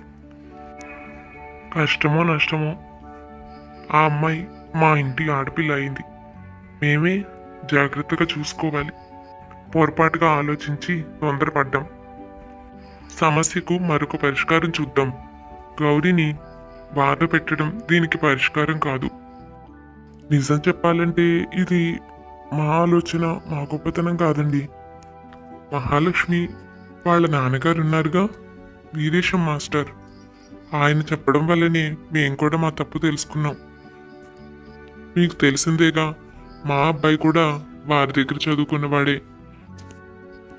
చిన్నతనంలో వాడికి సరైన మార్కులు రాకపోతే ఆయనే తనకు ప్రత్యేకించి ట్యూషన్ చెప్పి మరీ ఆ సబ్జెక్ట్లో పాస్ అయ్యేలా చేశారు. అంత శ్రద్ధ తన దగ్గర చదువుకునే వాళ్ళంటే ఆయనకు. అటువంటి మాస్టర్ని నేను ఎక్కడా చూడలేదు. ఈరోజు కూడా జీవితంలో తప్పుటడుగు వేయబోతే ఆయనే మాకు మా తప్పు తెలియజేసి అబ్బాయితో మాట్లాడి దీన్ని సాధ్యమయ్యేలా చేశారు. ఏంట్రా, ఇదేనా నువ్వు చేసే పని? సంగతి తెలిసి చాలా బాధపడ్డాను. నాకు ఆలస్యంగా తెలిసింది. ఇప్పటికే చాలా కాలం అయిందిట. ఇదేనా నువ్వు నేర్చుకున్నది? నా దగ్గర చదువుకున్నావు అన్న చనువుతో, నేను చెప్పచ్చు అన్న అధికారంతో చెప్తున్నాను. ఇలా భగవంతుడు పెట్టిన దానికి మనుషుల్ని కారణం చేసి వాడి జీవితం నాశనం చేయడం సమంజసం కాదు. పిల్లలు కలగకపోవడం అనేది ఆమె తప్పు కాదు. పెళ్లి చేసుకుని నేను నమ్ముకుని వచ్చిన మనిషిని ఇలా ఒంటరిని చేయడం, అన్యాయం చేయడం మహాపాపం అవుతుంది. చూడండి, మీరు పెద్దవారు. అబ్బాయికి నచ్చ చెప్పాల్సిన వారే ఇలా తొందరపడడం తప్పు కదా. నిజానికి ఆమె తప్పు ఏమీ లేదు. పాపం, నాకు ఏ విధంగానైనా ఈ విషయం తెలిసింది కాబట్టి కనీసం నేను మాట్లాడగలుగుతున్నాను. తెలియకుండానే తనకు వివాహం కూడా చేసేసి ఉంటే సరిదిద్దుకోలేని తప్పు జరిగేది. ఇప్పటికీ మించిపోయింది లేదు. వెళ్ళి గౌరీని తెచ్చుకోండి. తనకు అన్యాయం చేయకండి. ఆడపిల్ల ఇటువంటి పరిస్థితిని ఎలా ఎదుర్కొంటుంది? నా దగ్గర చదువుకున్నవాడు ఇటువంటి పని చేస్తున్నాడు అంటే నాకు ఎంతో బాధగా అనిపించింది. నా మాట వినండి. సమస్యకు మరిన్ని పరిష్కారాలు ఉంటాయి. ఎవరినైనా దత్తత తీసుకుని పెంచి పెద్ద చేసి వారిని ప్రయోజకులు చేయండి. అది కూడా సంతోషకరమైనదేగా. వారికి కూడా జీవితాన్ని ఇచ్చినట్టు అవుతుంది. అంతేకాని జీవితకాలం తోడుంటాను అని చెప్పిన అర్ధాంగిని విడిచిపెట్టి మరొక పెళ్లి చేసుకోవడంలో అర్థమే లేదు. మా అమ్మాయి జీవితం అవస్థలో ఉన్నప్పుడు మాకు కంటి మీద కొనుక్కు లేదు. ఎంత బాధపడ్డామో మాకే తెలుసు. అటువంటి బాధను మరొక కుటుంబానికి ఇవ్వకండి. వాళ్ళ తరపున ఆలోచిస్తే ఆ బాధ ఏమిటో అర్థం అవుతుంది. నా మాట వినరా అబ్బాయి? తప్పైంది మాస్టారు. మీరు అంటుంటేనే నాకు అనిపిస్తోంది. నిజమేలేండి. ఎవరినైనా కష్టంలో ఉన్న వారిని ఆదరించి చేరదీస్తే వారి జీవితము బాగుపడుతుంది. మాకు ముచ్చట తీరుతుంది. గౌరీ చాలా మంచిదే. ఈ ఒక్క కారణంగా తనను వెళ్ళగొట్టడం అన్యాయమే.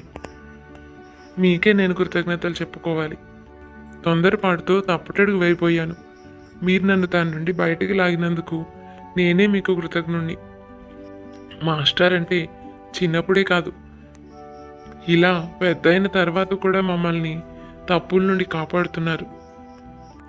రేపే గౌరీకి కబురు పంపిస్తాం. విషయం చెప్పి తనకు అండగా ఉంటాం. మీరు కంగారు పడకండి మాస్టారు. అలా వీరేశం గారే మాకు కూడా తప్పు తెలియచేశారండి. అటువంటి వాళ్ళతో సంబంధం కలుపుకోవడం నిజంగా అదృష్టమే. కానీ మీరే దానిని చేతులరా పాడు చేసుకున్నారు. డబ్బు కాదండి, విలువలు, వ్యక్తిత్వం చాలా ముఖ్యం. మీరు ఎంతో కష్టపడి రూపాయి దాచి మీరు మీ శక్తినంతా ఉపయోగించి ఇవ్వగలిగినంత గౌరీకి ఇచ్చారు. కానీ మేము సమస్యలో ఉన్నప్పుడు అదంతా మాకు గుర్తు రాలేదు. ఈరోజు మీరు నష్టాల్లో ఉన్నారన్న విషయము, మీకు రూపాయి లేదు అన్న విషయం కూడా గుర్తు రాలేదు. మనిషిలో సంస్కారం, వ్యక్తిత్వం ఉంటే ఇవన్నీ పట్టించుకోకర్లేదండి. చలపతికి ఆనందంతో పాటు పశ్చాత్తాపం కూడా కలిగింది. వెంటనే వీరేశం దగ్గరకు బయలుదేరాడు. మాస్టారు, మీరు ఎంతో ఉన్నతమైన వారు. మీ వంటి వారిని కష్టపెట్టాం. మాకు పుట్టగతులుండవు. అందుకే ఇంతకాలం ఇలా బాధపడవలసి వచ్చింది. నష్టాన్ని చూసాం. అబ్బాయి జీవితం కూడా అర్ధాంతరంగా ఆగిపోయింది. కానీ కూతురు జీవితం మీ వల్లే నిలబడింది. మీరు జరిగిందేమీ మనసులో పెట్టుకోకుండా నా కూతురు కోసం పోరాటం చేశారు. మీ వంటి వ్యక్తిని నేను ఎక్కడా చూడలేదు. ఏమిచ్చినా మీ రుణం తీర్చుకోలేనండి. అన్నీ ఉన్నప్పుడు నాకు ఏమీ అర్థం కాలేదు. అన్యాయంగా మహాలక్ష్మిని నానా కష్టాలు పెట్టాం. ఆ పని ఎప్పుడైతే చేశామో అప్పటి నుండి మా జీవితంలో ఒక్కొక్కటి కోల్పోతూ వచ్చాం. నేను నమ్ముకున్న డబ్బు, పలుకుబడి, హోదా అన్నీ నా నుండి దూరం అయిపోయాయి. ఎన్నడూ నష్టాలు చూశాను. కూతురు జీవితం ప్రశ్నార్థకంగా మారింది. మా మూర్ఖత్వానికి తగిన శిక్ష పడింది. బుద్ధి చెప్పాల్సిన వాళ్ళం రాహుల్ మనసును పాడు చేసి ఈరోజు ఈ స్థితికి తెచ్చుకున్నాం.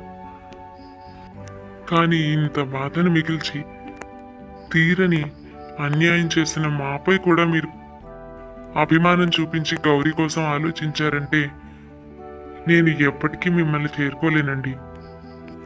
డబ్బే జీవితం అనుకున్నాను, కానీ ఆ డబ్బు నన్ను కాపాడలేదు. ఆ తప్పు మాకు తెలిసొచ్చింది. మిమ్మల్ని క్షమాపణ అడుగుదామని వచ్చాను. రాహుల్ కూడా తన జీవితంలో తను కుంగిపోయాడు. ఒక పక్క చెల్లెలు జీవితం, ఈ వ్యాపారాలు దెబ్బతినడం, వివాహం జీవితం ఇలా అయిపోవడం, అన్ని విధాలుగాను తను కూడా మానసికంగా దెబ్బతిన్నాడు. మేమే చేతులారా తన జీవితం పాడు చేశాం. అంత మంచి అమ్మాయిని తనకు దూరం చేసి తనను కష్టాల పాలు చేశాం. మేం చేసిన తప్పులకు పిల్లలిద్దరూ శిక్ష అనుభవించారు.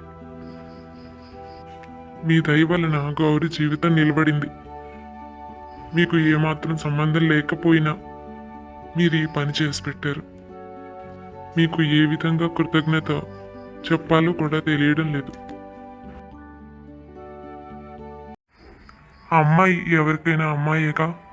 మా అమ్మాయి బాధపడినప్పుడు మేము ఎంత నరకం చూసామో మాకు తెలుసు. అందుకే ఏ ఆడపిల్ల కష్టపడినా తనని నా కూతురుగానే భావిస్తాను. అందుకే సంగతి తెలియగానే ఊరుకుండలేకపోయాను. గౌరీ జీవితం ఇలా అవ్వకూడదని నాకు తోచింది నేను చేశాను. ఆ భగవంతుడి సహకారం వలన పని జరిగింది. చలపతి గారు, కుంగిపోకండి. తప్పు తెలుసుకుని ధర్మాన్ని ఆశ్రయిస్తే మళ్ళీ అన్నీ సర్దుకుంటాయి. పోయింది తిరిగి వస్తుంది. రాహుల్కు మళ్ళీ వివాహం చేయొచ్చు. అన్నీ సాధారణ స్థితికి వస్తాయి. కంగారు పడకండి. డబ్బు జీవితంలో అవసరం, అదే జీవితం కాకూడదు. ఒకవేళ భగవంతుడు మనకు ఎక్కువగా ప్రసాదిస్తే దానిని మంచికి, ధర్మకార్యాలకు వాడాలే తప్ప అందుకని కళ్ళు మూసుకుపోయి ప్రవర్తించకూడదండి. ఎవరినైనా హింసించడం పాపం. ఇప్పటికైనా మీరు డబ్బు శాశ్వతం కాదని, మనుషులు మానవత్వం, మంచితనం ఉండాలి అని తెలుసుకున్నారని అనుకుంటున్నాను. జీవితంలో ముఖ్యమైనది డబ్బు కాదని, మన వ్యక్తిత్వమే మనకు అన్నిటినీ తెచ్చిపెడుతుందని మీరు గ్రహిస్తే అంతే చాలు. నిజమేనండి, నా తప్పు నాకు తెలిసొచ్చింది. ఇకపై ఇటువంటి తప్పుడు పనులు చేయను. మీలాంటి వారిని జీవితంలో కలవడం అదృష్టంగా భావిస్తున్నాను.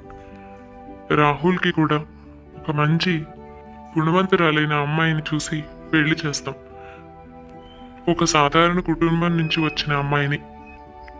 అంతేకాని మళ్ళీ జీవితంలో తప్పు చేయం. జరిగింది మనసులో పెట్టుకోకుండా మమ్మల్ని క్షమించండి. మా జీవితాన్ని కూడా సరిదిద్దిన మాస్టర్ మీరు. మాతో ఎప్పుడూ ఇలాగే ఉండాలని కోరుకుంటున్నాను. జరిగిందంతా చెప్పి చలపతి చాలా సంతోషించాడు. భార్యకు గౌరి జీవితం ఒక దారిన పడినందుకు చాలా సంతోషం కలిగింది. చెప్పిన విధంగానే రాహుల్కు ఒక పేదింటి పిల్లనిచ్చి పెళ్లి చేశారు. నెమ్మది నెమ్మదిగా వారి కుటుంబం కూడా ఒక దారిలో పడింది. కొంతకాలానికి వ్యాపారాలు మళ్ళీ లాభాల్ని తెచ్చిపెట్టాయి. కాస్త డబ్బు సంపాదించారు. కానీ విలువల్ని వదులుకోలేదు. ఎవరిని కష్టపెట్టలేదు. రాహుల్లో కూడా బాగా మార్పు వచ్చింది. ఇలా అందరి జీవితాలు సంతోషంగా ఉండసాగాయి. మంచి చెడు మర్చిపోయి డబ్బు కోసం ఎవరినైనా వేధించడం మొదలు పెడితే ఆ పాపం చుట్టుకుని జీవితంలో అన్నీ నష్టపోవాల్సి వస్తుంది. అందుకే తప్పు చేసే ముందే దాని పర్యవసనం ఏమిటి అని ఆలోచించుకోవాలి. మీకేమనిపించింది? కథ నచ్చిందా? అయితే తప్పకుండా లైక్ చేసేయండి. మరింకెన్నో మంచి మంచి కథల కోసం మా ఛానల్ని సబ్స్క్రైబ్ చేసుకోండి. మరొక మంచి కథతో మళ్ళీ కలుద్దాం.